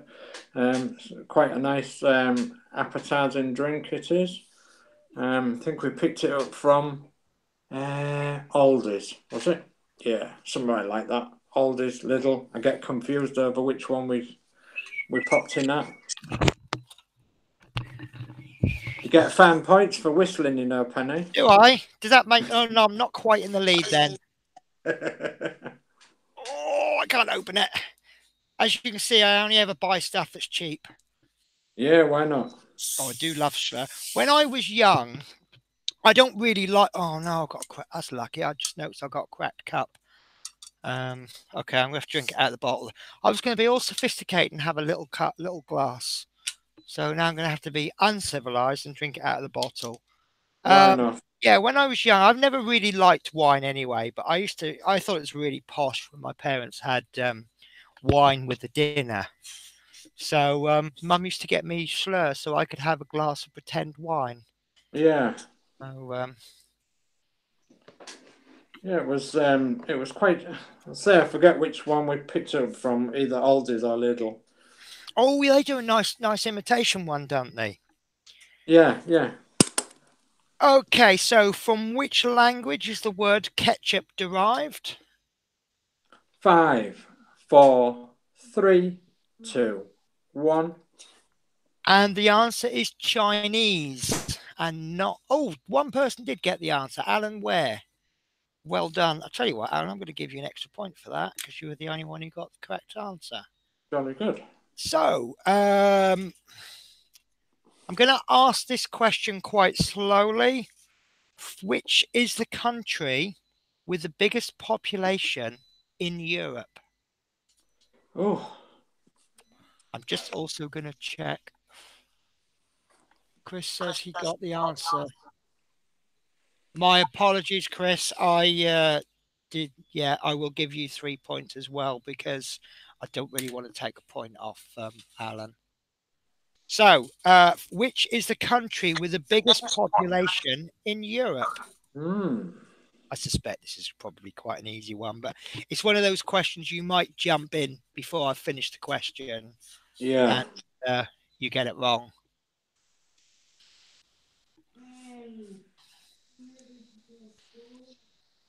Yeah, we're getting to the end of the show, and I'm just learning the order that I've written the names down in. Yeah.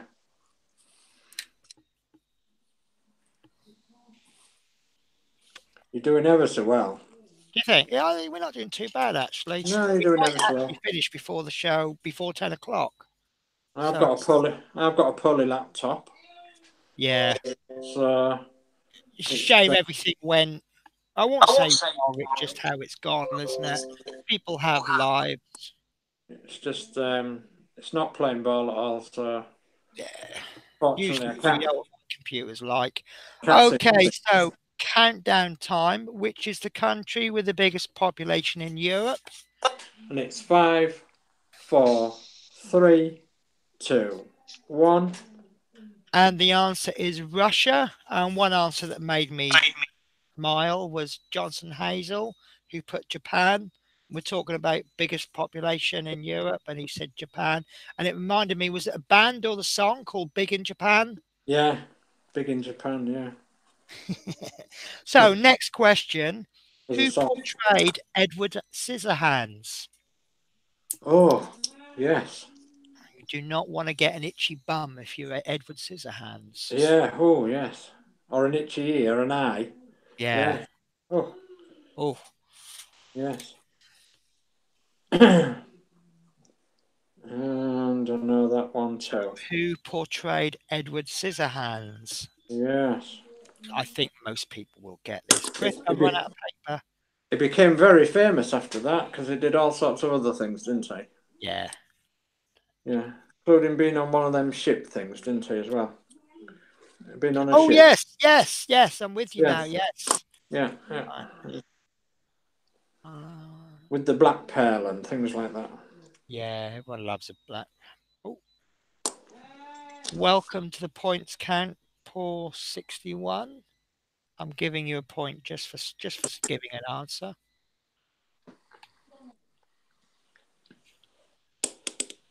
God, it's really hard to score, isn't it? And keep an eye on everything. Yeah, it must be so difficult for you because I'm sure we're doing well. I'm sure we're doing well. I think Alex would have made a better job of it than me, like, but Well, never this is know. why we're gonna. What's the answer? What's the word I'm looking for? Confer. Okay, so I'll do the countdown. Who portrayed Edward Scissorhands? It's 5, 4, 3, 2, 1. And the answer is Johnny Depp. Yeah. Okay, so the next question is what are made and repaired by a cobbler? Oh, yes. What are made and repaired by a cobbler? My spelling. It's terrible. Sol's spell check has gone haywire. Cobblers. That mean you can't Google the answer?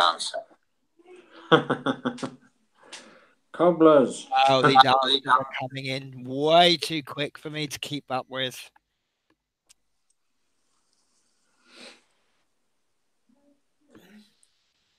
Yeah, it used to be called cordwainers as well. Did it? I did not know that. Cordwainer, yes. Messed around with these.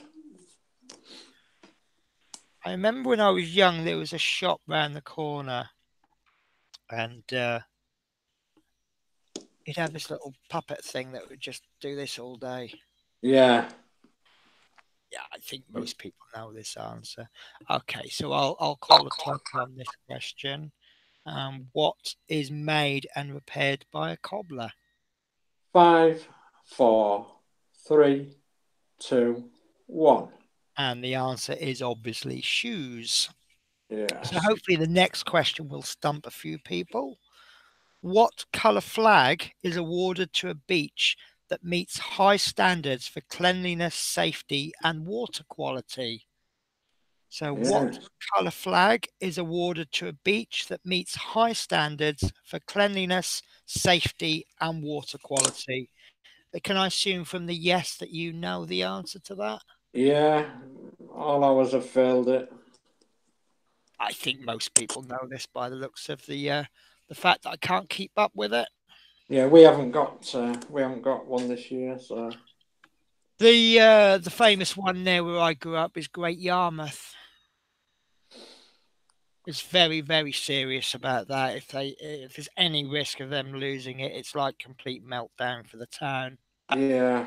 And there's an awful lot of money made by Yarmouth being a tourist town. Yeah. Chris Yeah. says, do I accept Chris's second answer? What was that? He said white, and then he's corrected himself to blue. Oh, Should I, right. should Okay. I take first answers, or do I take just say every answer in the world, and one of them's bound to be right?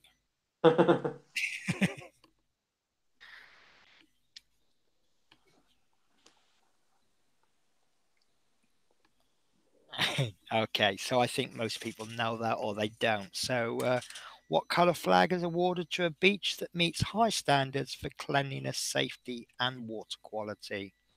So 5, 4, 3, 2, 1. And the answer is blue. They're not all this easy, I promise you.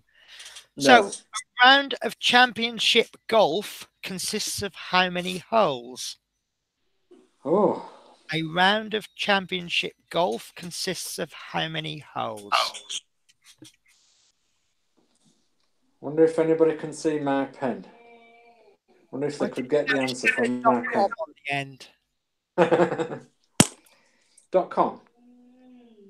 Oh, it's high pro. Don't know. Must be a pen from my son. I reckon Chris is sitting there going, oh my God, I know the answer to this one. Quite possibly.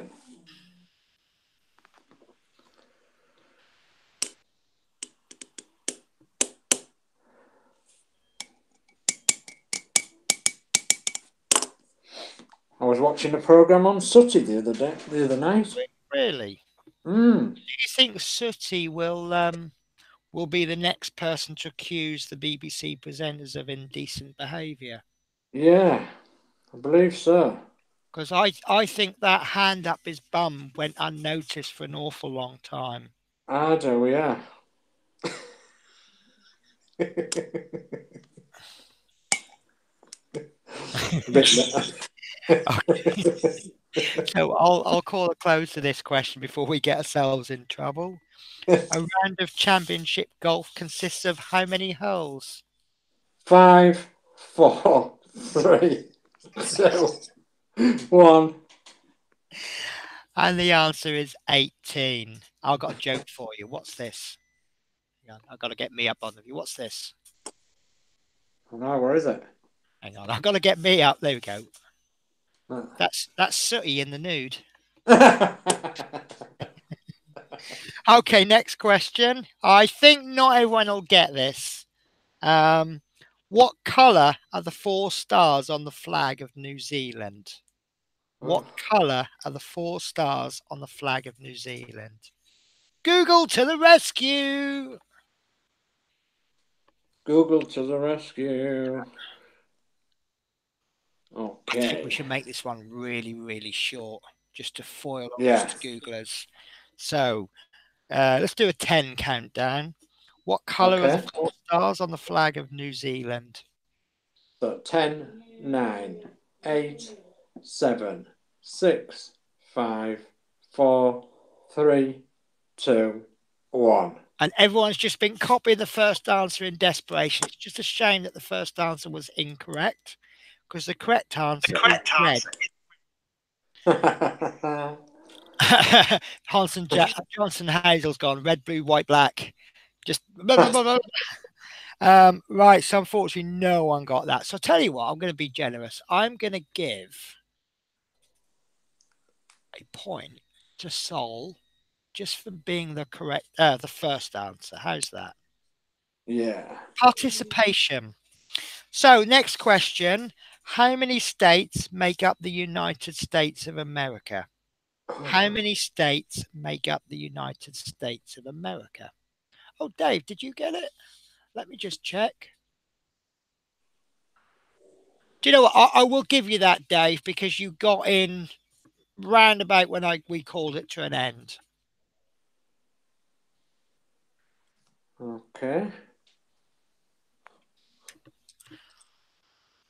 Okay, so in fact, I'm going to call this one quite quickly because I think it's one of those ones you either know or you don't.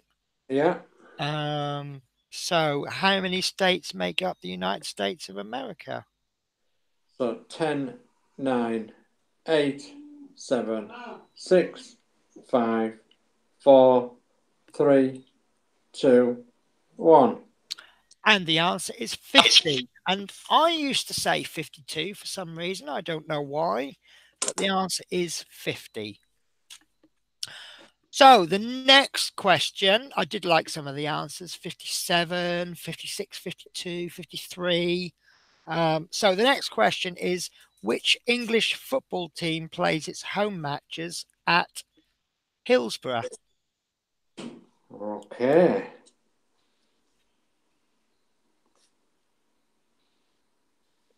Okie dokie. Which English football team plays its home matches at Hillsborough? I think I'll just grab a quick drink while we're waiting. Yeah, why not? I've just realised I need a full answer on this one for reasons that I will explain a little bit later on.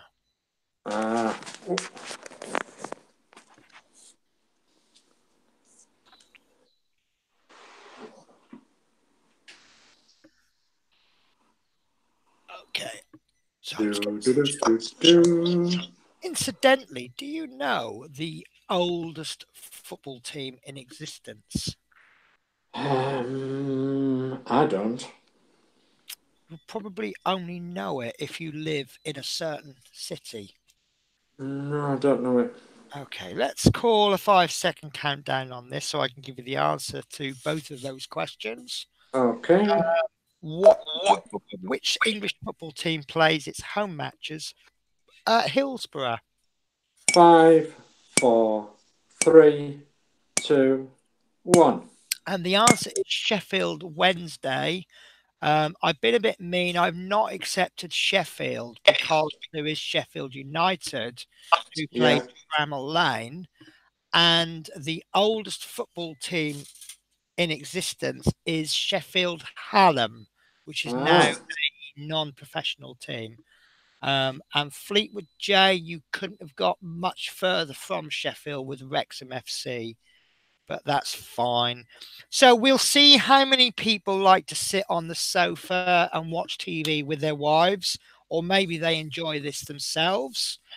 Mr. Carson is the name of the butler in which popular TV costume drama. oh, Mr. Carson is the name of the butler in which popular TV costume drama. okay. I suspect you probably know this, Dave, but I'm still I, going to send you the answer. I do know this, yeah, but I don't watch it, but I do know this. I've watched one episode and I've never really found the time to watch any more. No, I've not really interested me that much. A Oh, bit too old, I think, for my liking.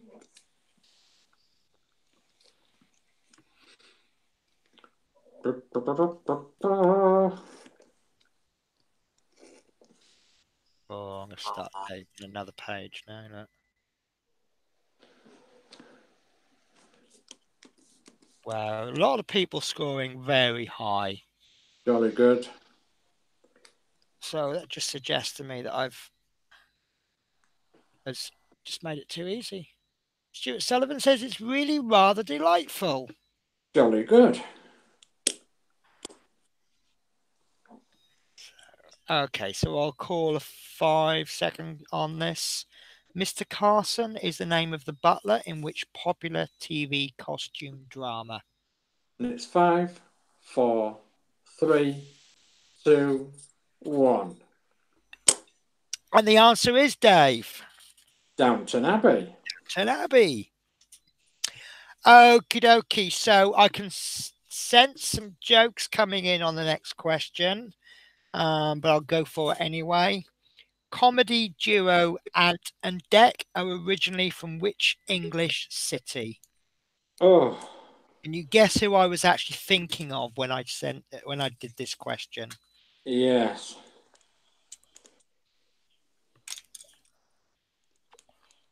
Right. There we go. I don't think there's going to be many people need to Google or copy other people's answers. No, let's hope not. Why, aye, man. Why, hey? Not that we've just given it away. Whoa, whoa, slow down, everyone. I can't keep up with you.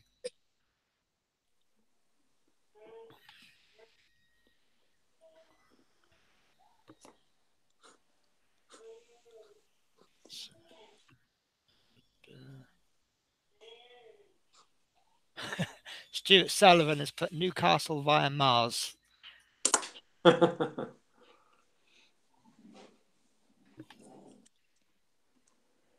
Oh, okay, Alan, I didn't know you were from there.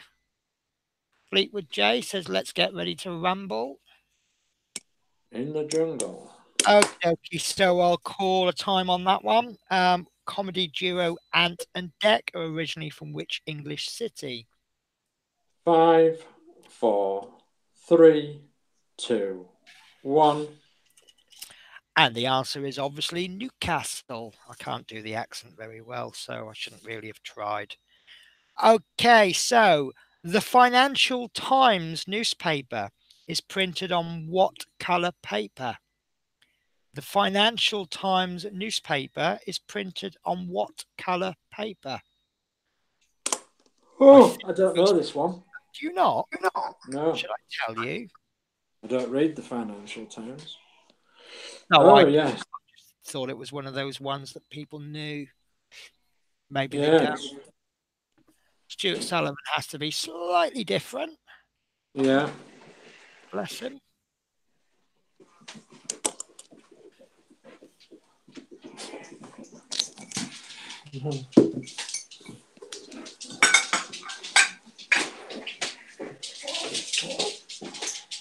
someone doing the washing up? No, I'm going to have a cup of tea made for me, actually, which is rather very kind of my missus. Fantastic wife, haven't you? Yeah, she's lovely. Won't be without her. I can see why with all those cups of tea.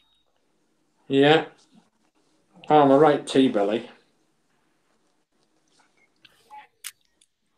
Okay, so should we do a 5-second countdown on that? Yeah. The Financial Times newspaper is printed on what colour paper? 5, 4, 3, 2, 1. And the answer is pink. It is. So the next question, I'd be very surprised if anybody doesn't know the answer, is Nora Batty was a character in which long-running TV comedy? Oh, yes. Batty was a character in which long-running TV comedy? Yes. Them stockings. Oh, yes. Enough to drive some of you mad. Yes, absolutely.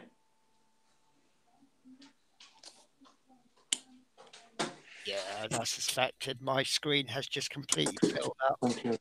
That my system might even crash with all these answers coming through.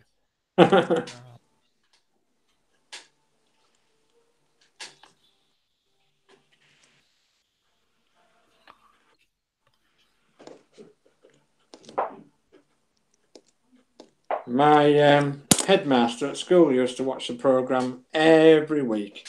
Yeah. Was it Sunday tea time, wasn't it? Round about tea time. I believe so, yeah. I believe so.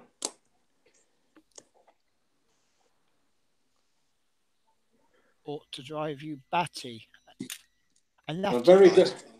Here's a fact. Here's a very good friend of mine actually owns the bus that was in the last of the series of this particular programme.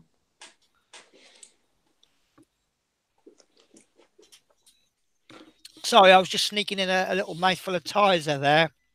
You know what? You know the best people, don't you? Oh, some of the best people. So let's do a countdown. Nora Batty was a character in which long-running TV comedy? It was 5, 4, 3, 2, 1. And the answer was obviously Last of the Summer Wine. Last of the Summer Wine, yeah. Yeah, the very last serial programme that was broadcast of Last of the Summer Wine. A good friend of mine owns the coach that they all went on, the old coach, the old Bedford coach. Yeah. And he obviously got commissioned to take them out on it. And it got filmed, obviously. Sol has just asked for saying, do I get a point for mentioning it in the blackened question? Yeah, okay, why not? Why not? Because I can. So next question, there's only 2, 4, 6, 7 questions left. Maris Piper and King Edward are varieties of what? Oh, you don't have to tell me this one. Maris Piper and King Edward are varieties of what? You don't have to tell me this one. Need some too. Are there any Keith Lemon fans? Whoa. I shouldn't ask easy questions, you know. I just can't keep up with the scoring.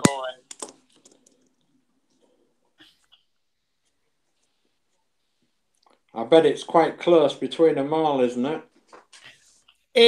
Yes, there's actually not that many points between first and last. It's going to be a real problem for us to decide the winners. Real problem. I think you've got to go on how many prizes you've got on who's first, second, third, fourth, etc. Yeah, so yeah, so it's up to a 6th place, isn't it? It's. I think I've got kind of the first 3 sorted out.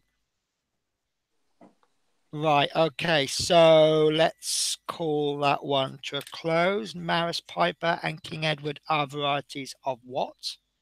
5, 4, 3, 2, 1. And I think they call them Gesumpfen in German.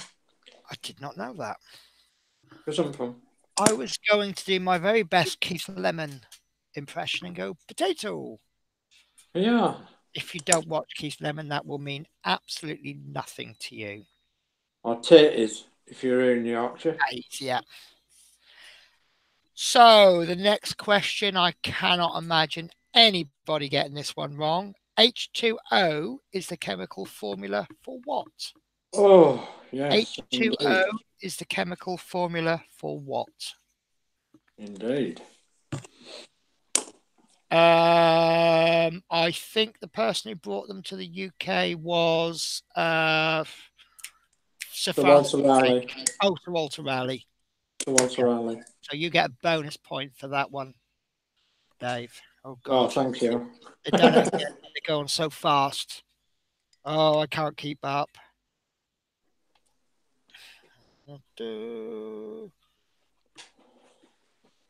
Sol, I'm going to have to ask you to not get any more right because I haven't got room left on the paper.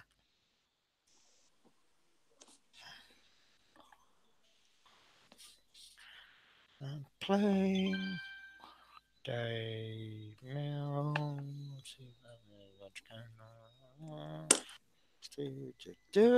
I'm trying to not give the game away, but I'm giving the game away here. No, don't do that. No, no. Don't do that. Do you want to call this? I'm feeling really awful today because there is so many people scoring so highly, but not highly enough. So next year I'll make the question really hard. So H2O is the chemical formula for what? 5, 4, 3, 2, 1. And the answer is the water in Mallorca don't taste what it oughta. That's right. We all need water. The human body can't survive without it.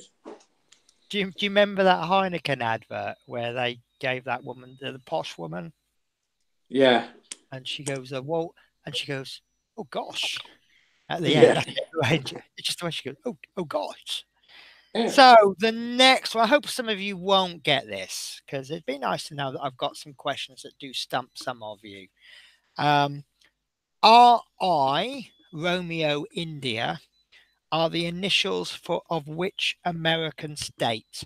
RI, in phonetic, that's Romeo, India. They're the initials of which American state? I've not got a Scooby-Doo. Scooby-Doo. Not got a Scooby-Doo. Does that help you, Dave? Oh, yes. Yeah. Oh, it's easy when you know, isn't it?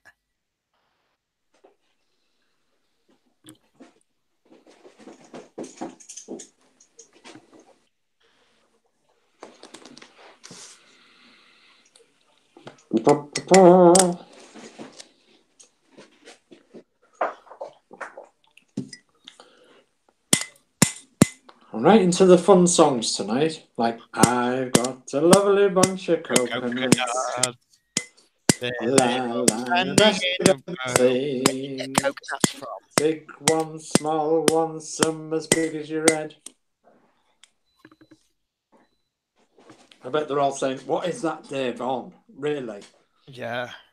I didn't want to be rude, Dave. I'm on tea. Try it. Okay, so I'm going to close this question. I are the initials of which American state? 5, 4, 3, 2, 1. And the answer is Rhode Island. Yes. So this one might stump you. I did say I didn't want to do too many political questions, but this one I think I'll get away with. Whom did David Cameron succeed as the British Prime Minister? Did David Cameron succeed as the British Prime Minister? Or to simplify the question, who was Prime Minister before David Cameron? Yes. I'm going to. Oh, yes. Did I correct you, or did you actually know that? No, I knew. I knew because, well, I'll explain in a minute. You will explain how you knew. Yes. I think Sol has taken me quite serious when I said try not to get too many more right because I'm running out of paper. Now, does he think he's winning? I wonder. While we are conferring at the end, I will ask the question who everyone thinks has won. That'd be good. Yeah, that'd be good because they'll all come up with, it's me, I've won, and I've won. I will sue you if I don't win a prize because it's just not fair. Okay, let's close this question. Who did David Cameron succeed as the British Prime Minister? It's 5, 4, 3, 2, 1, and it's the Gordon Brown. It was Gordon Brown, not Gordon Bennett. No, not Gordon Bennett. So, if I remember correctly, Gordon Brown was Prime Minister without anybody actually voting for him. Yes, that's right. Yeah, and while he was Prime Minister, I actually met him.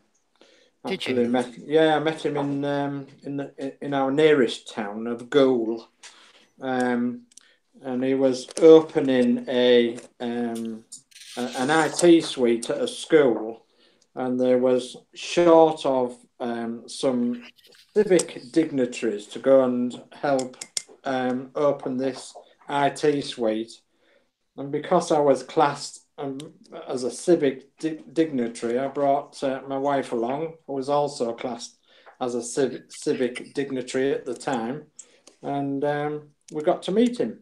Lovely. Was he a nice man? Yes. Okay. Nothing like what you see on the television. He actually did do a piece to camera while he was there, and he changed completely for his piece to camera. But once the piece to camera was over, he went straight back to being a human being. And what a nice guy. What a nice guy he was. I've never met him, so I mean, it didn't appeal to me, but I never met him. No, well. So, I nearly spat my Tizer out when Chris Campbell said golden brown texture like sun, but I actually read that as Gordon Brown texture like sun. Okay, so 3 questions left. The next one is, which fictional sleuth was played on TV for 25 years by David, I apologize if I pronounced this incorrectly, David Suchet? David Suchet? Yeah. So, is it Suchet? Yeah. Okay, so which fictional sleuth was played on TV for 25 years by David Suchet? Sol's gone and done it. Sol is disqualified for using up all of my paper. There you go.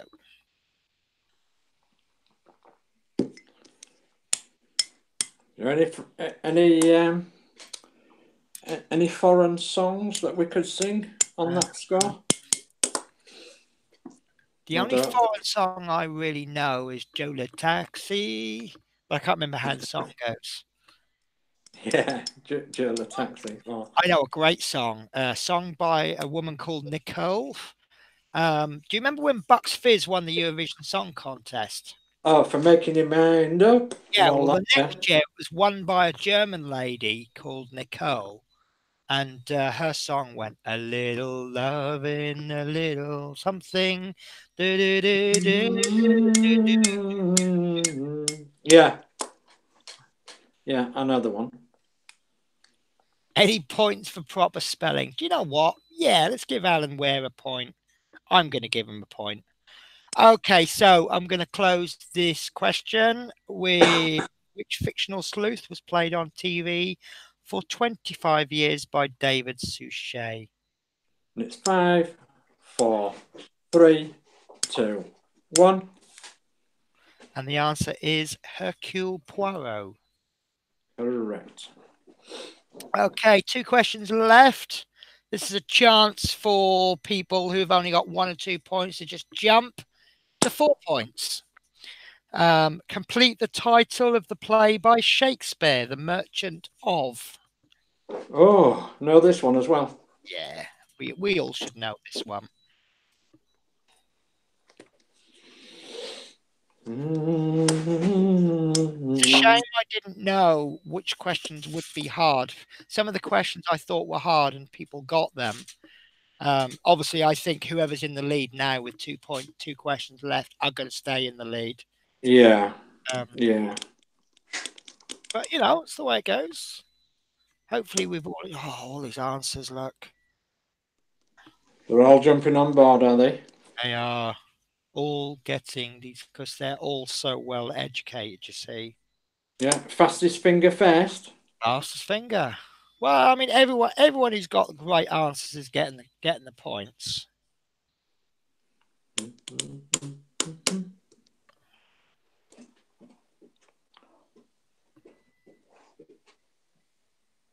Never read or seen it. Don't chase, here I come. Do you know what, Sol? If there was a few more questions, you stand a chance of Go for it. Yeah, go for it, I say. Okay, let's close the question. Complete the title of the play by Shakespeare, The Merchant of. 5, 4, 3, 2, 1. And the answer is The Merchant of Venice. Yes. It's one of my favourite books. It says I've only done a couple of books at school, you know, when you do like GCSE and that. I thoroughly enjoyed them all. Shakespeare, a couple of Shakespeare ones, but my favourite book is actually George Orwell, 1984, and Animal Farm. I absolutely love Animal Farm. Animal Farm. It's just a shame that Animal Farm was also the name of a film that has nothing to do with political Mickey taken of the Russian Revolution. Yeah. So the very last question of our quiz is, what does the MI in MI6 stand for? What does the MI in MI6 stand for? Don't know if this is a hard or an easy question. No, I don't know it, so okay, I'm going to have to type it. No, it doesn't matter. You're all right. I'll probably get the second word. But, basically, all you need to do is know the answer. You just have to wait for Chris Campbelling, and then you know someone else got the right answer.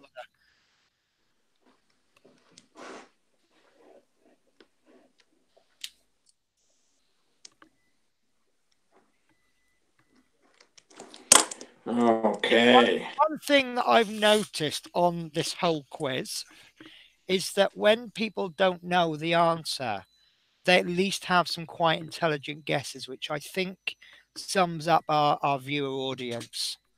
Being fair, are they? And you know, their answers, they may not be right, but you can see where they're coming from. Yeah. I am going to give Stuart Sullivan a point because I love that answer. We all know it's wrong.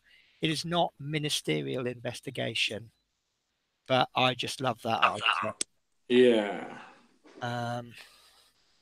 Okay, I think it's now time to close this question. Okay. So, what does the MI in MI6 stand for? And for the last time, it's 5, 4, 3, 2, 1. That's the end of the quiz. And the answer is military intelligence. And I think that is everything. So we are going to chat and have a secret conversation on Facebook for a couple of minutes. If you want to sort of chat questions, tell us what questions you liked, which questions you didn't like. And meanwhile, Dave, if you could give me the name of 6 people in order that you think are the winners. Oh, that I think are the winners. And I will do the same with you. Okay. think that's going to be a I bit will just difficult. say my scoring isn't scientific. No. Okay. So I will just also remind you of the prizes. We are giving away two Aurea screwdriver sets, 2 multimeters, and I'm going to give 2 3D prints away as well. Yeah, Horlicks is the winner. Horlicks has been an absolute asset to this show. Absolutely. I didn't give him. Oh, right. I'm going to disappear for a sec. Oh, don't go away, folks. 1, 2, 3. 1, 2, 3. Wanted 6, didn't he? Wanted 6. Oh, I dropped it. He did. That's 1, 2, 3. I am so sorry about that, but when something comes in my head, sometimes you just got to act on it. Horlicks was ever so naughty because he bought me this for Christmas. Oh. Hang on, let me just freeze it onto me. This was absolutely amazing. Wow. It has been used. I do apologise, but It's an R2D2 mug, isn't it? It's just, that is so special. R2D2 mug, yes. Beautiful. Penny on the top. So I just love that. That is one of the most thoughtful gifts I have ever received in my whole life. And I mean that honestly. I'm not just saying that. Right, anyway, this isn't getting my job done. I'm struggling here. I'm struggling to get these. Oh, well. I've got maybe 4, but this lad here is struggling to sort this out. To be honest with you, the biggest problem I'm having is number 6. Right. There's so many winners. So many winners. There's so many people that have come so close. Right. I have submitted my list to Dave Say. Yeah. We may have a disagreement. No, match actually. Can you just do that again, because it went, for some reason it's just disappeared, but I do agree with the first 3, I think. Let me cheat here and see if you can do it again, because I've got the first 3. So we're agreeing with the first 3, are we? 4, 5, yes, and yeah, I do agree with that entirely. So you're only stuck on the last 2 then. Is that right? Oh. I've only given 5 names. Wow. Okay, so let me write that down. Okay. Just their initials will do. Okay, I've got to find a 5th one then. A 6th one. 6th one, yeah. 6. No, this is what I... Oh. How about this name? Let's have a look. Yes, I do agree, because I was thinking of that as well. Yes, I do agree. Yeah.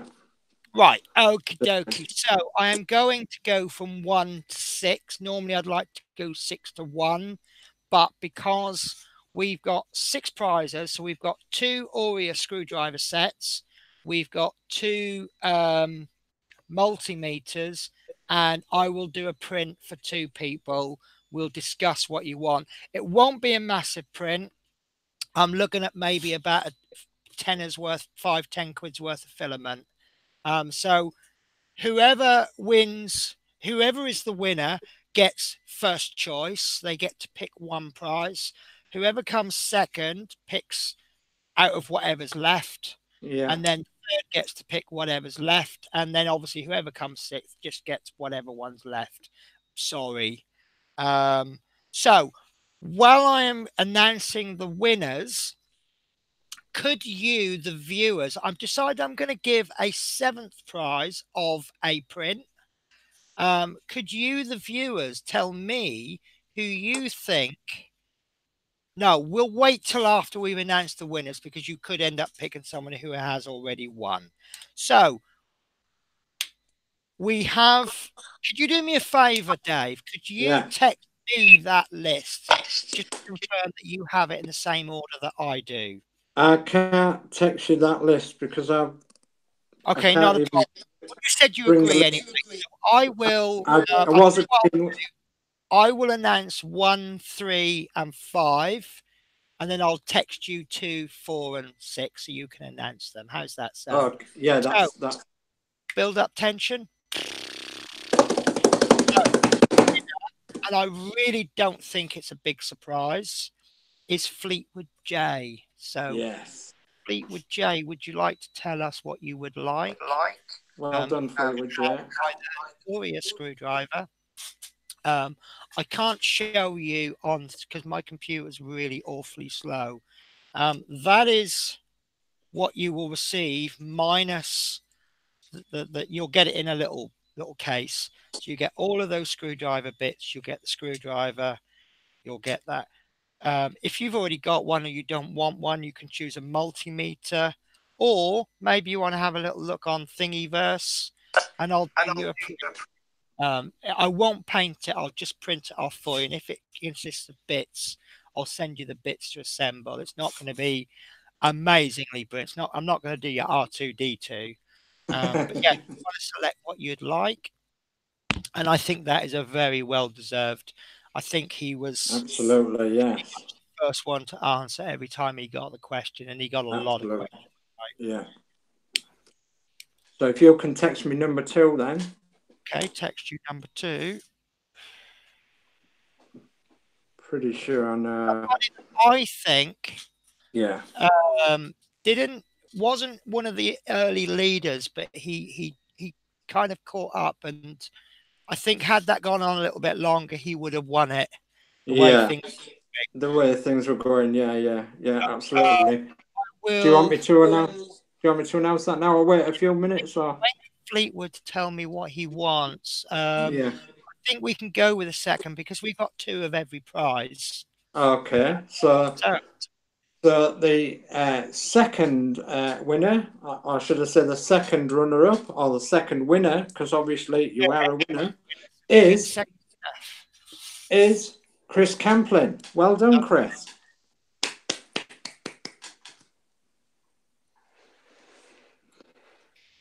Okay, so Fleetwood's gone for the screwdriver. Excellent. I think an excellent choice. Yeah. If you could send me a message later on, what I'll do is I'll order it on Amazon and I'll get it sent to your address. So we just need to coordinate on Facebook. So Chris Campling, you have a choice of a screwdriver, a multimeter, or I'll do your print. Yeah, Chris, you were kind of out of it at the beginning, and then just suddenly were surging ahead. And obviously, it was a couple of. I mean, Fleetwood J was well ahead. I don't think anyone was ever going to catch Fleetwood. No. But I think the difference between Chris Campling and the person who came third, there wasn't an awful lot. And I just think, yeah, you certainly can, Chris. So Chris is going for. But I think between Chris Campling and the next person was only a few. So it was all really down to the participation and taking part, having fun. So the person who I think came in third was Dave Milne. Well done, Dave. Well done. So I mean, it was actually fairly close between first and last. Yeah. So Dave, all 3 choices are intact. So you can have a screwdriver, a multimeter, or a print. It's totally up to you. So well done, ever so well deserved, Dave. So close, everyone, aren't they? So close. Yeah. So I tell you what, if I get an opportunity to do a quiz, I think I'm going to do that again. So yeah, roll on next time Harshette have supply problems. So Dave's got screwdriver. Screwdriver. do think that's the best choice. Unfortunately, I no longer have any screwdriver sets. So let's. What did Chris go for? Chris went for the 3D print. Oh, 3D print. Yeah. 3D. So I just texted you the person who came fourth winner. Okay. I think I already know what he's going to choose. Well, the person that came fourth or is a winner is Stuart Sullivan. Well done. Stuart. Well done, Stuart. Yeah, someone who participated in just about every question, whether he got it right or wrong, and really got within the spirit of the quiz. You know, it wasn't primarily, it was about having fun and taking part. Otherwise, we'd have been sitting there doing nothing because there's no build today. Yeah. Well, so, from a man in a bowler hat, but what can we do with him? Yeah. So I knew that was exactly what Stuart was going to go for. I'm going to give you another choice, Stuart, because we were already discussing about doing that, but I'll put you down for 3D print, which means right. Okay, is only one choice left, which is the multimeter. I will allow, let me just double check. I've just had a thought, actually.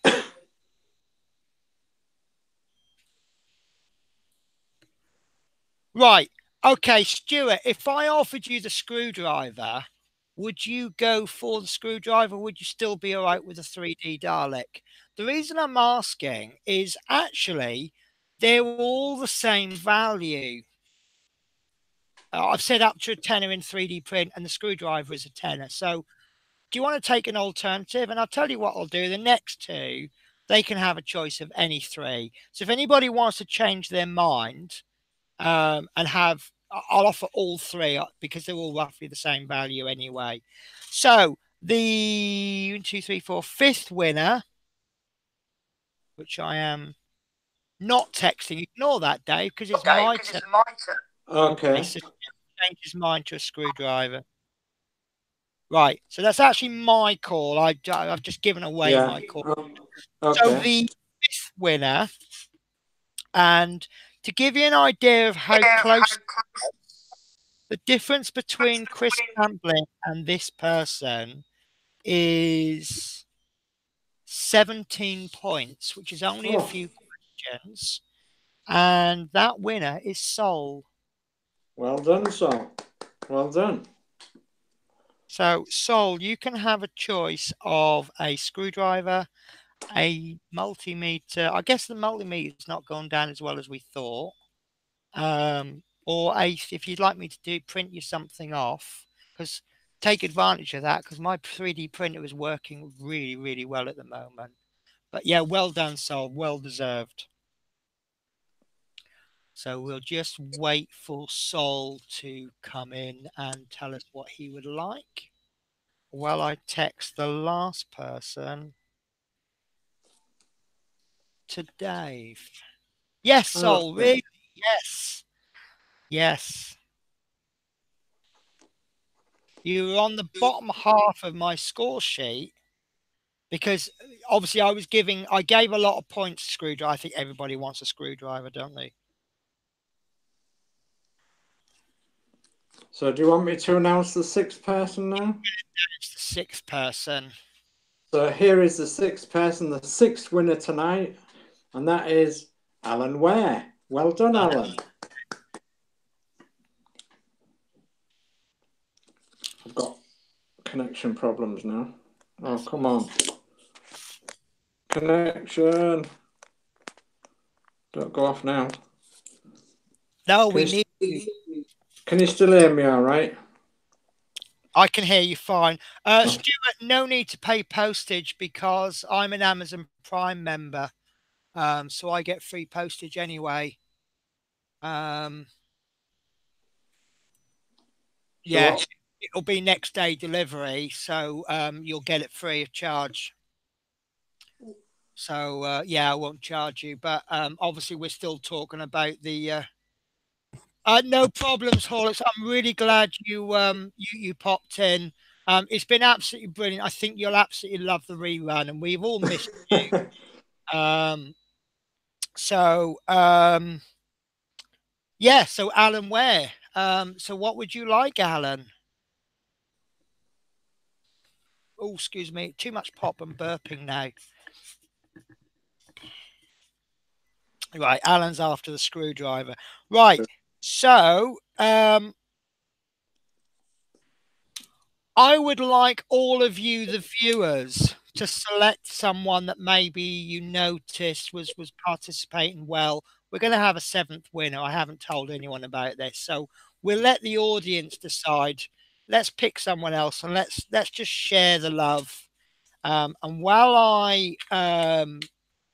while you all decide that, I'm going to announce an eighth winner. We have someone here today who has been absolutely brilliant help for our show, other than Horlicks. I'm sorting Horlicks out separately. Someone that I think deserves a prize. And he came on the show today and I said, can you help me out? It was a bit short notice. And I said, you won't obviously be able to win a prize because you'll be part of it. So Dave Say, I would like to give you a prize as well. I don't know if you have any of these. Would you like a prize as well? Oh, thank you very much. Thank you very much indeed. Thank you very much indeed. I'm struggling to hear at the minute. I think the connection's going, but thank you. No, thank you for what you've done tonight. I mean, it's amazing. I mean, we've all had a laugh. We've had a bit of good fun. We've been not been able to build anything. So no, thank you very much indeed. I much appreciate that. Thank you. The name Lucas 1945 is popping up. Would we all be in agreement for Lucas 1945? Yeah, yeah, I think so. Yeah, yeah, I wouldn't disagree with that. yeah. Um, and actually, not that far behind Alan Ware. I think if there were 7 or 8 people, he would definitely. So, Lucas 1945, would you like to pick a prize as well? So, which one did you like, Dave? The multimeter, if you don't mind, please. Multimeter.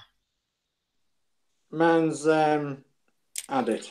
Okay, I will show you before you commit to that because it may not be the best multimeter in the world.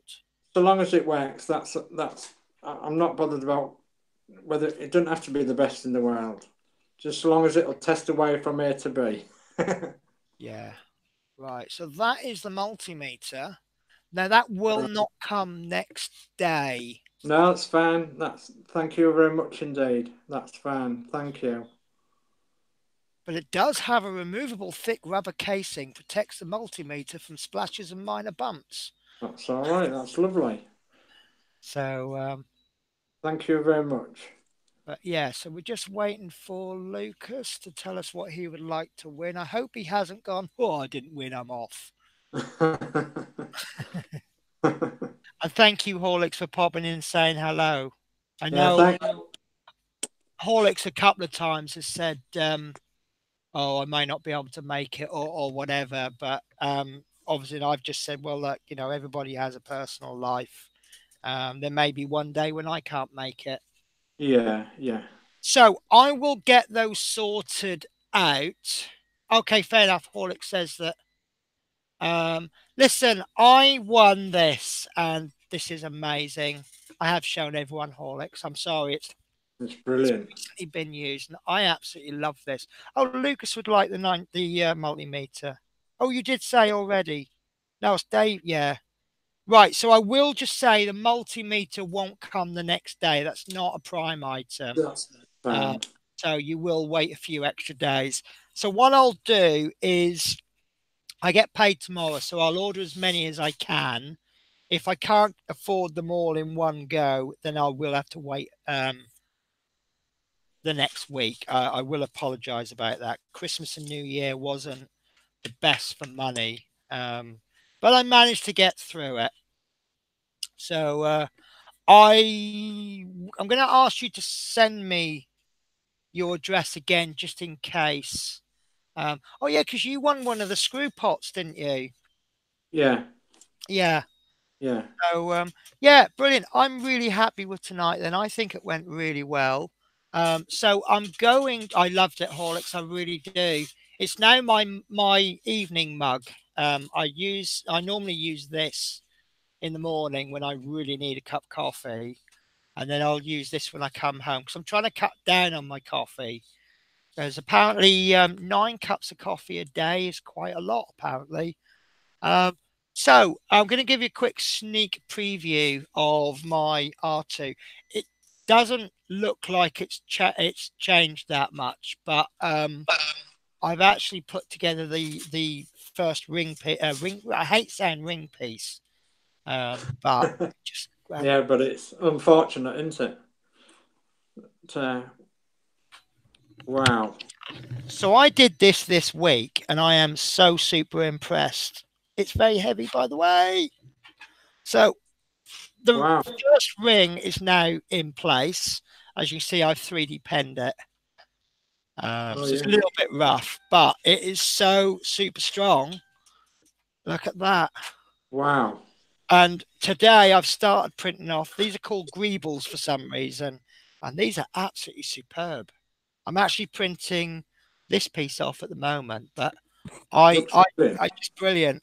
The guy who designed these files is a guy called M.R. Badley, and quite often the prints you put them on into the slicer, and you look at them and you think, I really don't know how they're going to fit, and then you print them off, and you're like,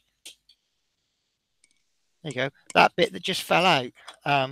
I really couldn't figure that one out because it's this bit. I don't know if anybody's seen it, but this is an alarm clock I bought. It's totally useless, but it actually works quite well as a rough guide. So I call Yeah. him Baby R2. So I can kind of use him as a comparison. Yeah. And I looked at this piece there is this piece there, and Yeah. these bits inside are blue. So I'm looking at it, I'm thinking, well, how am I going to paint them blue? And this is how much of a genius the designer is. That actually comes with 5 strips. You paint these blue, and then you pop them inside. All right. It's small things like that that I just think makes it look awesome. Yeah. So, and this bit, if I can get it, it's just, well, I printed this off today. It's just really nice. It's really well.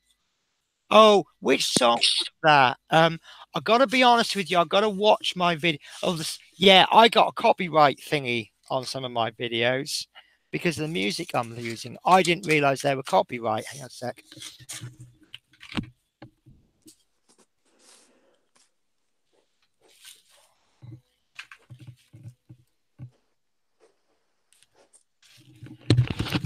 I do apologize. I've just dropped one of my bits on the floor. Yeah, so I've got some copyrights on the videos. They're still allowing the videos, but they are because they've got the copyright thing that you might get adverts, and the revenue goes to the people who own the copyright on the songs. But so I'm just watching the songs that I do. Sorry, Dave, I'm not sure where I am with the thing. Can you just say something? Hello, I'm here. I'm here. I was just making sure it flicks over. Yeah. So yeah, it's really coming along. I've actually printed all of the second and the third rings, but they're not going together very well. I think the third ring is quite warped. Right. But the second ring, it's I found out that there's big gaps everywhere.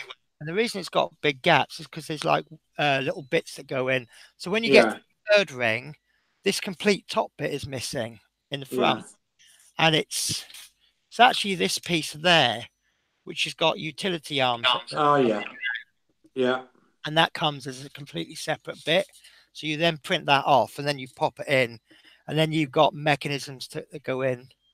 So I'm not actually complaining about YouTube being restrictive. If I'd have made a song, I I think it would be nice if someone's looking after my copyright. I didn't know it was actually copyrighted in that manner. So what you'll find is later videos, they're songs that have got absolutely nothing to do with Star Wars or R2, but they're good songs. Yeah. Just each week, I'm just looking for copyright-free songs. So I'm just worrying. There we are. I knew I had it. Sorry, when I drop something, if I don't get it straight away, um, it ends up getting lost. So, but yeah, no, that's the R2. It's really that 3D pen is just absolutely amazing. Absolutely love it. What's So it going to weigh when it's finished? I don't know. Let me open up my spreadsheet. I would imagine it'd be quite heavy. It's actually very heavy now. Yeah. Trouble is with what I do is I record every print, or I note down every print that I do, including failed prints. Yeah. And I've actually used 12.5 kilograms of plastic so far. Wow. But that is including, there we go, filter by color. Right. I've used all of the prints that have been successful. I've used 9.5 kilos of plastic, Yeah. which is interesting because I've used 12.5 kilos. So I've actually wasted 3 kilos on I've wasted 3 kilos of plastic Yeah. on failed prints. That's 60 quid's worth. Because funnily enough, yeah. Sorry. Let me just have a look at right. I've published episode 8 of the R2 video. I've actually made episode 20 and I'm working on 21. And I've got a few episodes where I'm not actually working on anything. So episode 21, I'm going to be talking about the true costs. And it's things like when I do the first print, I said in the video that it cost me £1.93 to print. Yeah. In reality, I've had to buy a £20 roll of filament to print Yeah. off £1.93. But then I've got 18 quid's worth of filament left over. So in reality, your first print costs £20, and then your next 4 or 5 prints don't actually cost anything. Yeah. And then I bought filament of a different color. Most people print these off all in the same color. I've gone for the visual effect of printing it off on the final color. So although I'm going to paint that bit blue and that bit silver, I've printed it in blue. Yeah. Then it kind of appeals to me more. It gives me a little bit more interest as I'm building it. Yeah. Absolutely.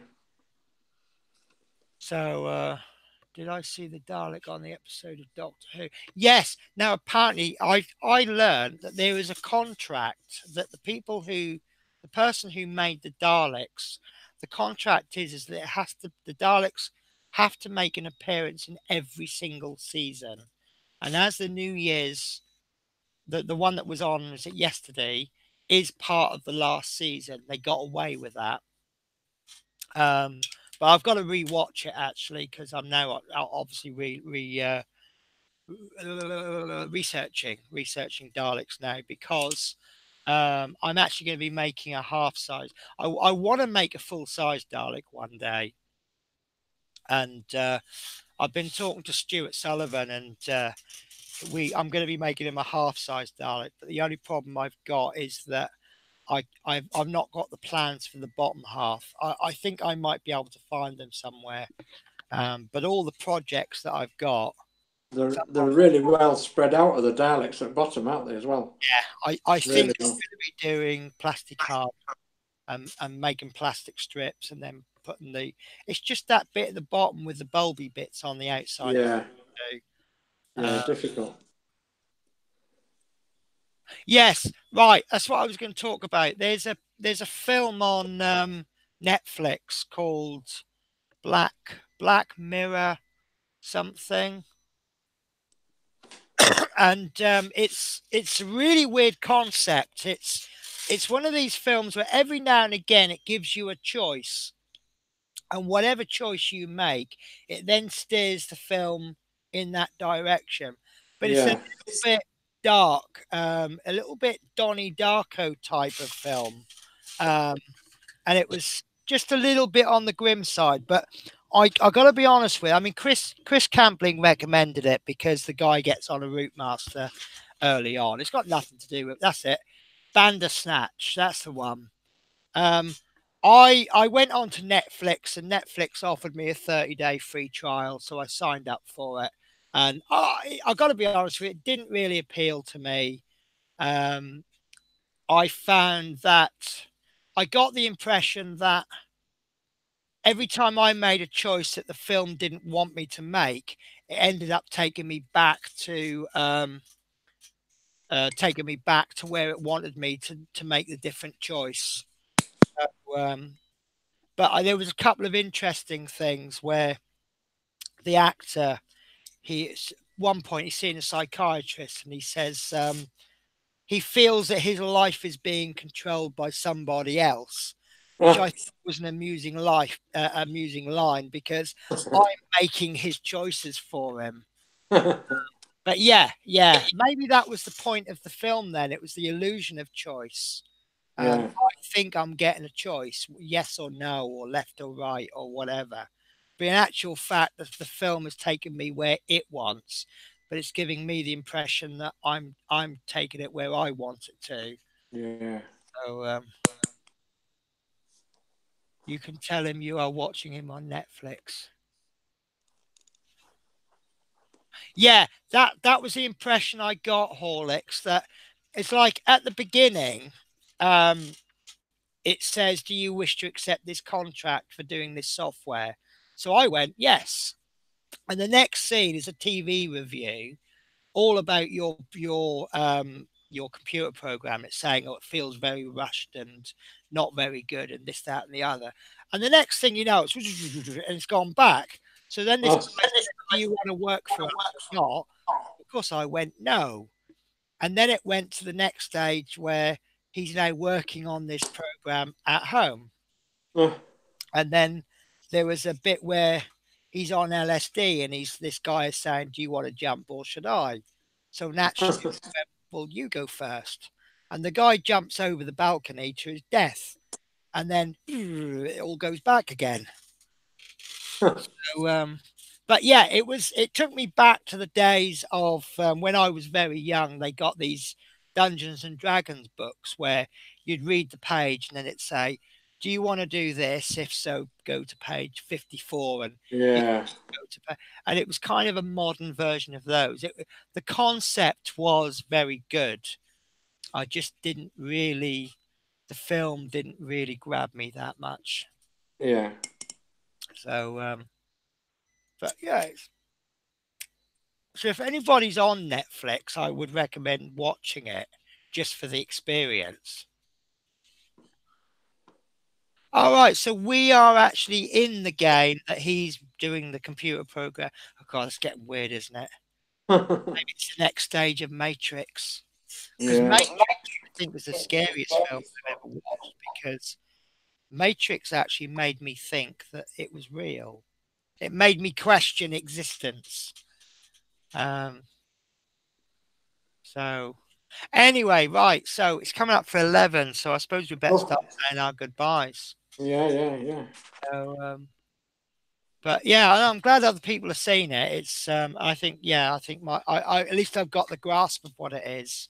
So yeah, that's quite interesting, isn't it? I think I'm making the choices, but in fact, it's the film making the choices. By the way, I had some posts today. I had a bit of a setback, stroke not setback.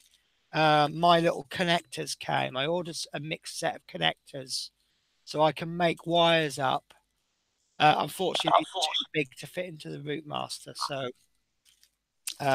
but these are going to be very useful for the projects that I'm doing. So I can make. But you get a bag. You get 5 different bags. One with these are the three wire connectors, and then you get a male and a female, and then you wire them up, and then you can plug your connectors in. So I wondered if I could get these and I could make my own like connectors for the Routemaster, but these Yeah. things are too big for the Routemaster. So I'll see if I can get some small ones. I've also got the bubo that I'm doing is being slowed down by the parts that I've ordered because I've had to order the parts. I've got some wires as well. That's not white, that's blue. So I've got some bigger wires, but that's for the R2. But a lot of the stuff that AliExpress takes absolutely ages to arrive. I do much prefer Banggood because their stuff seems to arrive within about 2 weeks. Would there be any mileage in getting in touch with Hachette and asking for the right connectors? Would they give the secrets away? I suppose it's not going to cost me anything to ask, is it? No, just so you got the right ones. Lucas has done something and I can't. I must have missed the chat. Oh, Lucas is making something. Fill me in on that story, please. Lucas is making. Oh, there we go. You like the base of my bus? Yes. Yes, I seem to. Yeah, sorry. The names on YouTube don't always match up with the names on Facebook, as many people have found out. I believe it was Lucas who made a big base for the Routemaster, absolutely massive. Yeah. And it looks really, really good. Was that the one made out of a box? Yes, I think Yeah. that is the Yeah. one. Yeah, brilliant. That. Maybe that's not really something I can 3D print because it's just far too big. Yeah. So you really want one piece. So it'd be nice if you could make one and then send us maybe put the plans onto the Facebook group so that other people can copy it. Yeah. That would be absolutely amazing. And I know it's at Fleetwood J. He's done some absolutely amazing diorama stuff. Certainly has. Um, Absolutely amazing. Certainly has. It's brilliant. And the other thing that made me laugh, I can't remember who it was now, but someone posted a bus stop in the group saying, "This is what I got for Christmas." And I said to people at work, I said, I don't know what's worse, the fact that he got a bus stop for Christmas or the fact that I'm really jealous. I, I really don't. Yeah, you know what? Harshette, sorry, Sol. Sol is struggling with Harshette at the moment. Can't get any sense. That is really ruining the build, I think, isn't it? Sometimes they're really good. Yeah. Oh, Adrian sent me. Adrian, where did you get those connectors from? Sorry, he's just sent me a picture of connectors. Oh yeah. Did you get them from somewhere or did you buy them? Because you got to remember that if you, for example, you've taken part of the R2 part work and rewired it, not everyone's got the R2 part work. Oh, bless you so much, Lucas. Oh, that's amazing. Hang on. I'm Adrian's muddled up. No, I haven't got the wrong Adrian's. There was something else I was going to say. Oh, if it's I'm gonna right. So Fleetwood J's put. I hope you didn't mind me doing that. Right. Okay. I'll try and remember. In fact, what I'm gonna do.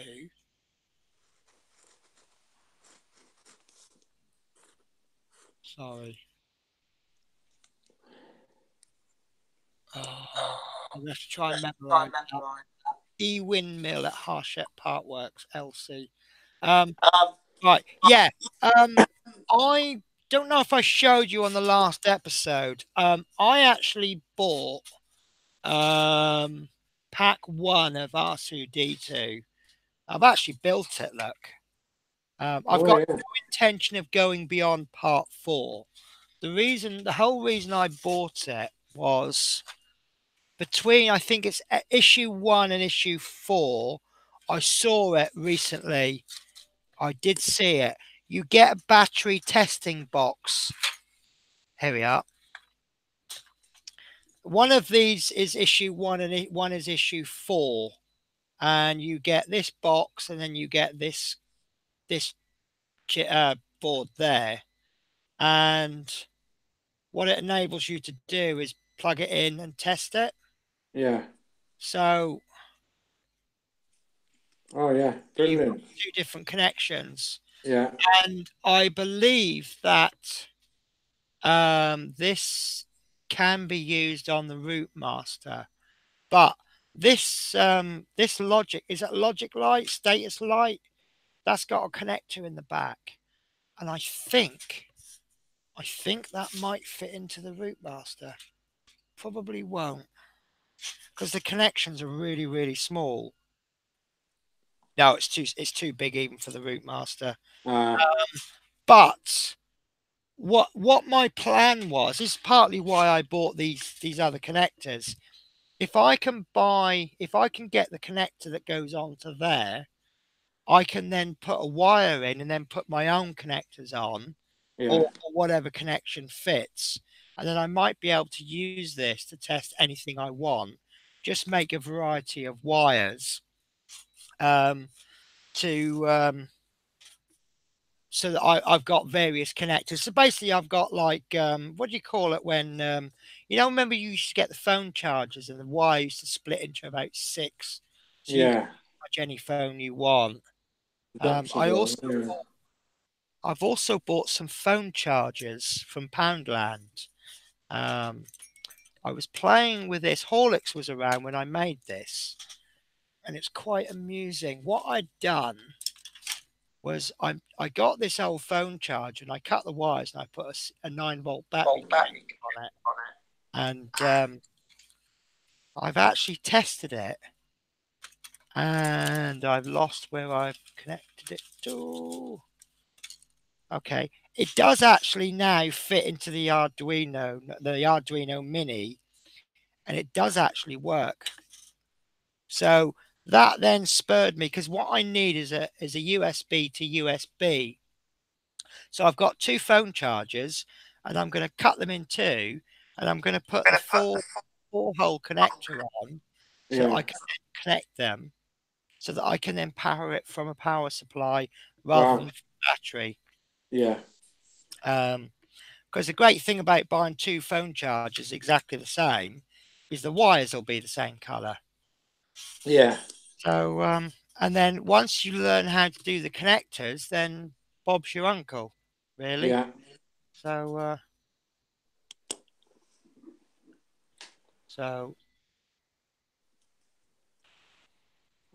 right. So I keep missing the chat.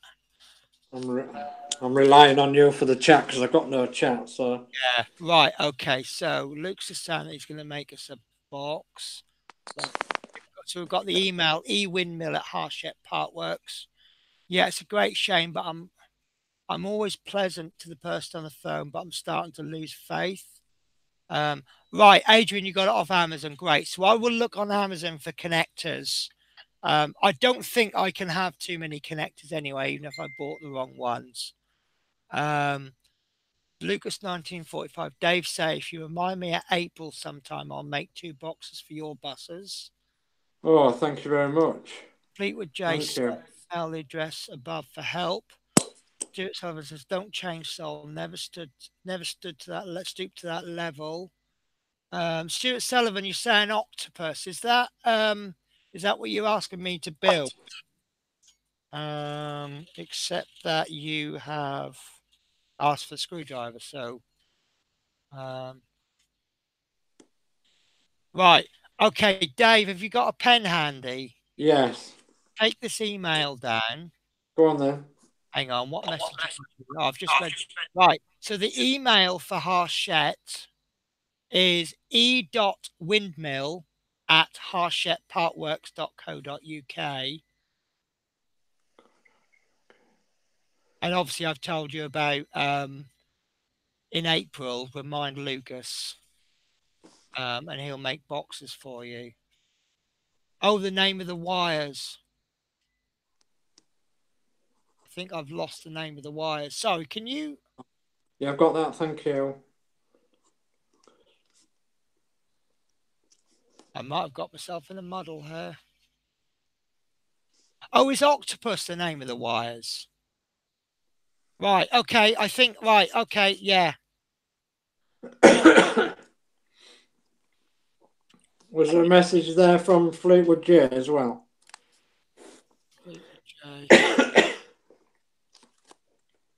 Yeah. That was a message for Sol. Email the above for help. If I missed any of the chat, I do apologise. Can you possibly say it again? Oh, Fleetwood J. Fleetwood. The figure that you got, was that the guy sitting there reading a book? Because I thought that was amazing. That really was good. That was brilliant, was that? Yeah, absolutely brilliant. I've not got him over the other side. It turns out that compared to Mr. What are we calling him? Horace. Horace, yeah. What are we going to call the figure? Are we going to? I like Mr. Mannering, but if we want to call him Horace or whatever. But anyway, it turns out Horace and Mr. Concept are the same size. In fact, I'll go and get them. Same size? Oh, wow. Man's still in the packet, so I'm quite lucky because nothing's fallen off him, so thank goodness.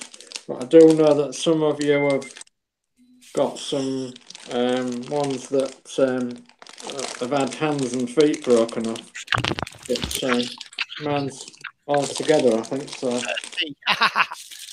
Right, so yeah, let's build the whole issue, shall we? So here we are doing a complete build at 11 o'clock and 7 minutes, and I finished the build at it's past 11. Mine is intact. Yeah, mine is too. Yeah. Here he is next to Mr. Concept. Oh wow! I think so he's the same size, haven't we? He is the same size then. I'm just gonna. He's a lot heavier than Mr. Concept, though. Right. Put him there. Oh right, yeah. A bit of a conversation. The only thing I'm annoyed about with this guy is he goes on the top deck. Mm. It says that in the magazine. Oh, his tie. That look at the detail on that tie. That's awful. Yeah. Even out of focus, you go. I'm sorry. I'm going to have to repaint him. But he is a nice figure. Don't get me wrong. He is really nice. But yeah. In December, all right. we have built one thing, and that wasn't even. Jesus Christ, his feet are. Well, look at the size comparison with the feet. All right. That is a massive difference, isn't it? It's got right winkle pickers, haven't they? Yeah. Were they the fashion back then, though? Winkle pickers. He's a nice figure, but I just feel that in December we've only built one thing, and that wasn't even original. Mm. So let me just have a look at that. Adrian Langley's just posted a link. I'm assuming to the connectors. Yeah. Oh, brilliant. Yes. Excellent. So I will. Oh, they do 2 and 3 pin. Brilliant. Thank you so much for that, Adrian. I will. I'll probably get some of those ordered then. So yeah, we built some seats, but they were the same as the issue 2 weeks earlier, which came out in November. So we Yeah. haven't had anything new. So the bench seat. Let me pop it back in. I feel I'm very lucky. I've got 2 issues. So many people have reported damages with this guy, and I almost feel bad because both my subscription issue and my newsagent's copy both came through intact. So can you see my bus from there? Not very well, but yeah, we can see it. Going to go there. On the wheel arches, there's a little flap, and I think that's where the seats are going to go. Yeah. So I just wonder exactly what we're going to get in the next issue. I'd like to see bench seats and the remaining 2 forward-facing seats, but that would mean giving us more material than we've got in the other 2 issues. So that won't happen. Probably the 2 are probably 1 bench seat and 1 side seat. Possibly. But also, if they give us the side seats, they've got to give us something to fix into the wheel arch. So I think that if when they give us the seats that go over the wheel arch, I think we'll be fixing the floor onto the chassis. Yeah. I can't see how we can't. No. So, right, guys, I am going to have to go. Yeah, me too. I think I'm on a relatively late start tomorrow. I'm going to show you this. This is what Fleetwood J has just sent me. This is a figure. He's kind of... Oh, wow. The little lad, isn't it? Yeah. I think we have already figured out who's going to have the absolute best bus build, haven't we? Yeah. I think that is definitely going to be Fleetwood J. Fleetwood J is a born winner through and through. Joint winner of tonight. I think my next print is just about to finish. Right, so if I'm within a few minutes of finishing, do you know what? I'm going to keep you guys chatting for the next 2 minutes because my next print is just about to finish. So what's just about to come off the printer is this part here, which is the coin return. So I'll show you this actually. This I thought was brilliant. This is like a bloody jigsaw puzzle. I got a feeling I'm going to break it. It's all got to come apart anyway to file it and paint it. But I haven't figured the colours out yet. Oh, my door just... Do you know what's funny? My door opened earlier on and I could feel the cold breeze coming through. I think someone had opened the front door and it's just closed. There's going to be quite a frost round here tonight, apparently. Did you know yesterday was the warmest day of the year so far? Yeah, I did, yeah. Yeah. Oh, you know, I had a woman get on my bus and she went, it was cold. I said, well, with all due respect, we weren't exactly expecting a heat wave, were we? This is actually locked into place so well. There we go. Right. So this part here has actually come out in multiple pieces. So I presume if it's so that different parts are different colours, we've also got this back bit here. This bit bolts onto the back. Yeah. This bit goes on there like so. Like that. Like that. And then this piece goes into there somewhere. Yeah. This bit goes over the top. Like that. Yeah. Excellent. So it makes it so much easier to paint it. You haven't got to paint part of it. And my printer has just finished. When I send these to print, I generally have absolutely no idea how they're going to go, and I can see now how this is going to go. This part is going to go over the circle there, presumably to make a support, and I don't like that. that has got a tiny, can you see that tiny little thread there? I Oh, think yeah. that's been sliced. The guy, I still maintain the guy is a genius. He's designed these. Not one single print that I've done has needed supports. And support, by the way, in case you don't know, if you print, say for example, if you print an archway, that shape, it's going to build it up from the bottom layer. And by Yeah. if you let's say you print that, so when it starts to print there, is nothing underneath it, so it's just going to squirt Yeah. plastic into midair, so it'll all fall down. So what you need to do is build a support so that you've got something built up from there. So this layer then sticks to the support, and then when Yeah. you've finished it, you pull that support off. Every single print that he's done, you see this one at the angle that it's been placed at, there's no supports needed. Oh, yeah. Some of those skirt, I mean, you'll see it on some of my videos. The skirt pieces, they go off in all sorts of angles, but they don't need supports. And I feel daft because some of them I've looked at them and I've gone, yeah, I'm going to need supports. So I put support on, and then afterwards I've realised that all I've done is just wasted plastic. Yeah. Need it after all. So this is.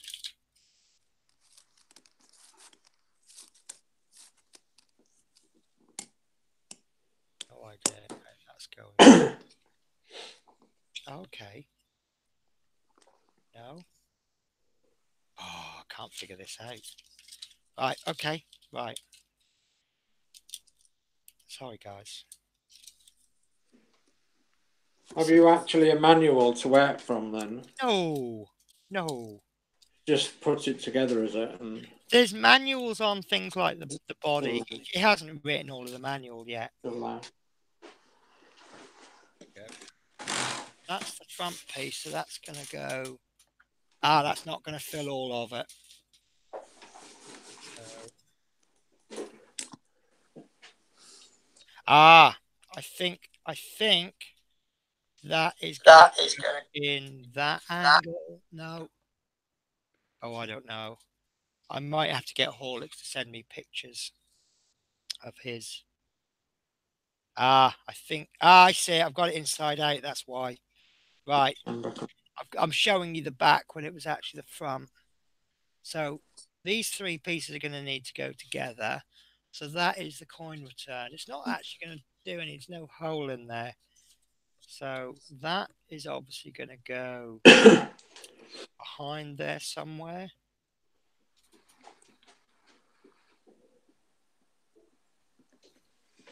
Ah, clever. Ah, see, now this is what I mean. This is where it's so clever. Right. To print this in one piece. Right. However you place this, it's probably going to need support. You've got overhangs. So what he's done is he's cut it in three, so they can then be placed differently so that there's no supports needed. Ah, right.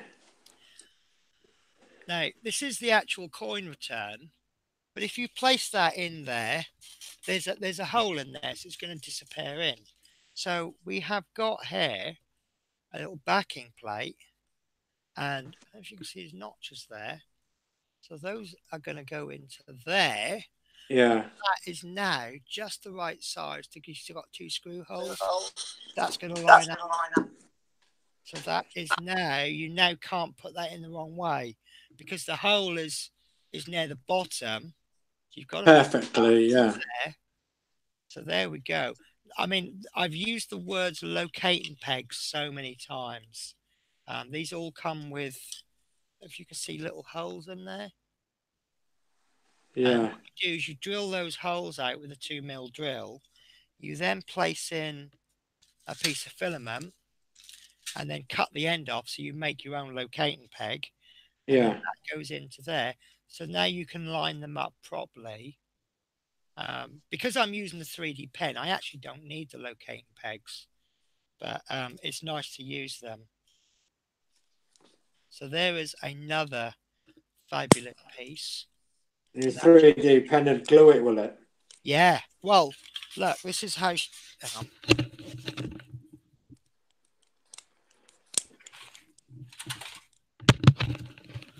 Based on the amount of plastic, I said, what did I say? I've used 9 kilos between those two parts. Yeah. So that's probably about 3 or 4 kilos. This is how strong. I don't know if you can see it from there, but there's a section there and a section there. This is how strong it is. Wow. You can see where the joins are. Yeah.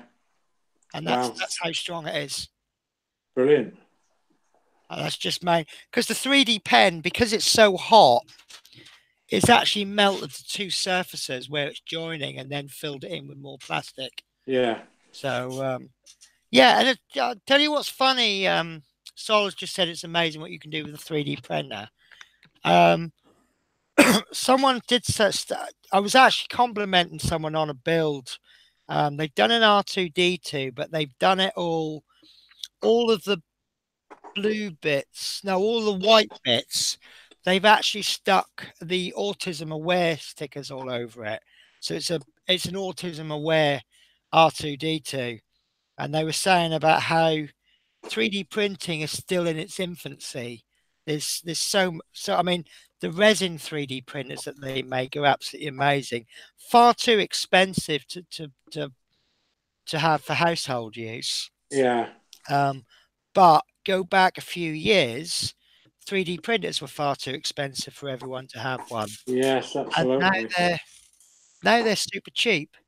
Someone did make a comment on one of my videos about they've only got £500. Can they get a 3D printer with it? And mine was about 300, 350. Even with the upgrades, I hadn't spent £500 on mine. So I don't think £500 is a lot. If you go back 20 years, I was spending £200 on a dot matrix printer or an inkjet was the future with that. Yeah, yeah. So it was faster, it was better quality, and now you can pick them up for about 30, 40 quid. Yeah. So I think by the time we go sort of 10, 20 years, all of you guys that are telling me that the 3D printer is amazing, in 20 years' time, you're going to be going, what, you haven't got a 3D printer? Why not? So, right, I really am going to go now because I'm at work tomorrow at 7 o'clock. So it has been an absolutely wonderful show. We are going to have to do this often. Well, thank you all for participating. It's been brilliant. Yeah, and no thank you, Penny, for asking me, and thank you for giving me a little prize. Thank you very much. It's much appreciated. Dave, you have propped this show up so many times. Twice now I've called you in a bit of a short situation and you've just jumped in there. And you just enhanced the show so much. I just need to sort Horlicks out with a lovely present. Yeah. So I don't really know what to get him. I think he's a little bit like me, and if he wants something, he'll either make it or I'm going to change subject, guys. Look what I've been making. I found this design on Thingiverse, and I just had to print it off. But I had to modify it. This is very heavy. This is a set of drawers I made. And it comes in pieces and it's bolted together. Right, there is a set of drawers. Wow. Now, I couldn't get the drawers out very well. Once you've got a few drawers in, sorry, I got the lamp up. Once you've got the drawers in, it's hard to get. Let me show you what I mean. If you want that middle drawer, getting your fingers is a little bit difficult. So I found some handles and I've reduced the size of the handles and I've 3D penned the handles on. So now you've got the handles. But let me show you the bit that just really blew me away. in each drawer, you have containers. All right. All separate. You have the size that you want. This one has got me M4 size screws in them. This one, temporarily, I'm using for my tobacco and stuff, but there's a nice big drawer which I put my filter tips in. Yeah. This bottom one, this is actually a failed print that I'm still using, but this has got long drawers in, so I can put pens or I've got my green stuff in there. I've got the little hobby drill, things that I don't use as often. Yeah. I don't want them laying around, and I just absolutely love this. And if I want to build another one, you see I've got screw holes on the side. Oh yeah, you can just attach it. Yeah, and I can build up, I can Yeah. build down, left, Sideways. right. Yeah. So I'm going to make a couple of these to go on there. Yeah. We have one facing this way and one facing that way, and because they're only that wide, I can build them all the way up. So Yeah. you know, the world is my oyster with them. Yeah, So, absolutely. but this one actually isn't cheap. It costs about 20-30 quid to make. Yeah. But you know, you could go out and buy. This is my old one, which I got from B&Q for, I can't remember if it's 3 or 4 quid. Yeah. That's the cheaper option, but that's the more customizable. And of course, this is blue and black, which that one's purple. Yeah. As you all know, you can't beat purple. Purple's your favourite colour. Does it show? Right, guys. So thank you very much. Hopefully Horlicks will return next week with a proper build. Yeah, hopefully. I believe that from next week, it is definitely going to be weekly. Yeah. They have more. I've got to be honest with you. I don't think that it was supply issues. I think they've done this on purpose, you know. Yeah, for them to catch up a bit. Yeah. I think they just had a slow down. But I'm wondering if the subscribers will get ahead. But that's a discussion for next week. Yeah. Thank you very much. I have just realised what it's cost me tonight. Sorry, Dave, I didn't write down. Was it screwdriver you were after? No, Oh, multimeter. Multimeter, yeah. Right. So if anybody's not watching, if anyone's still watching who won, don't forget to contact me on Facebook. If you don't know my Facebook, get yourself on the bus group, and then you can contact me via there. Just put a message, Penny, can you contact me? Or look through the posts and find one that I've made. Yeah. So I need to coordinate people with their addresses. I also need to confirm Lucas 1945. Was it definitely the multimeter that you wanted? That's what I've written down. But I'll liaise with everybody on Facebook. 80 quid it's cost me to. Oh my goodness.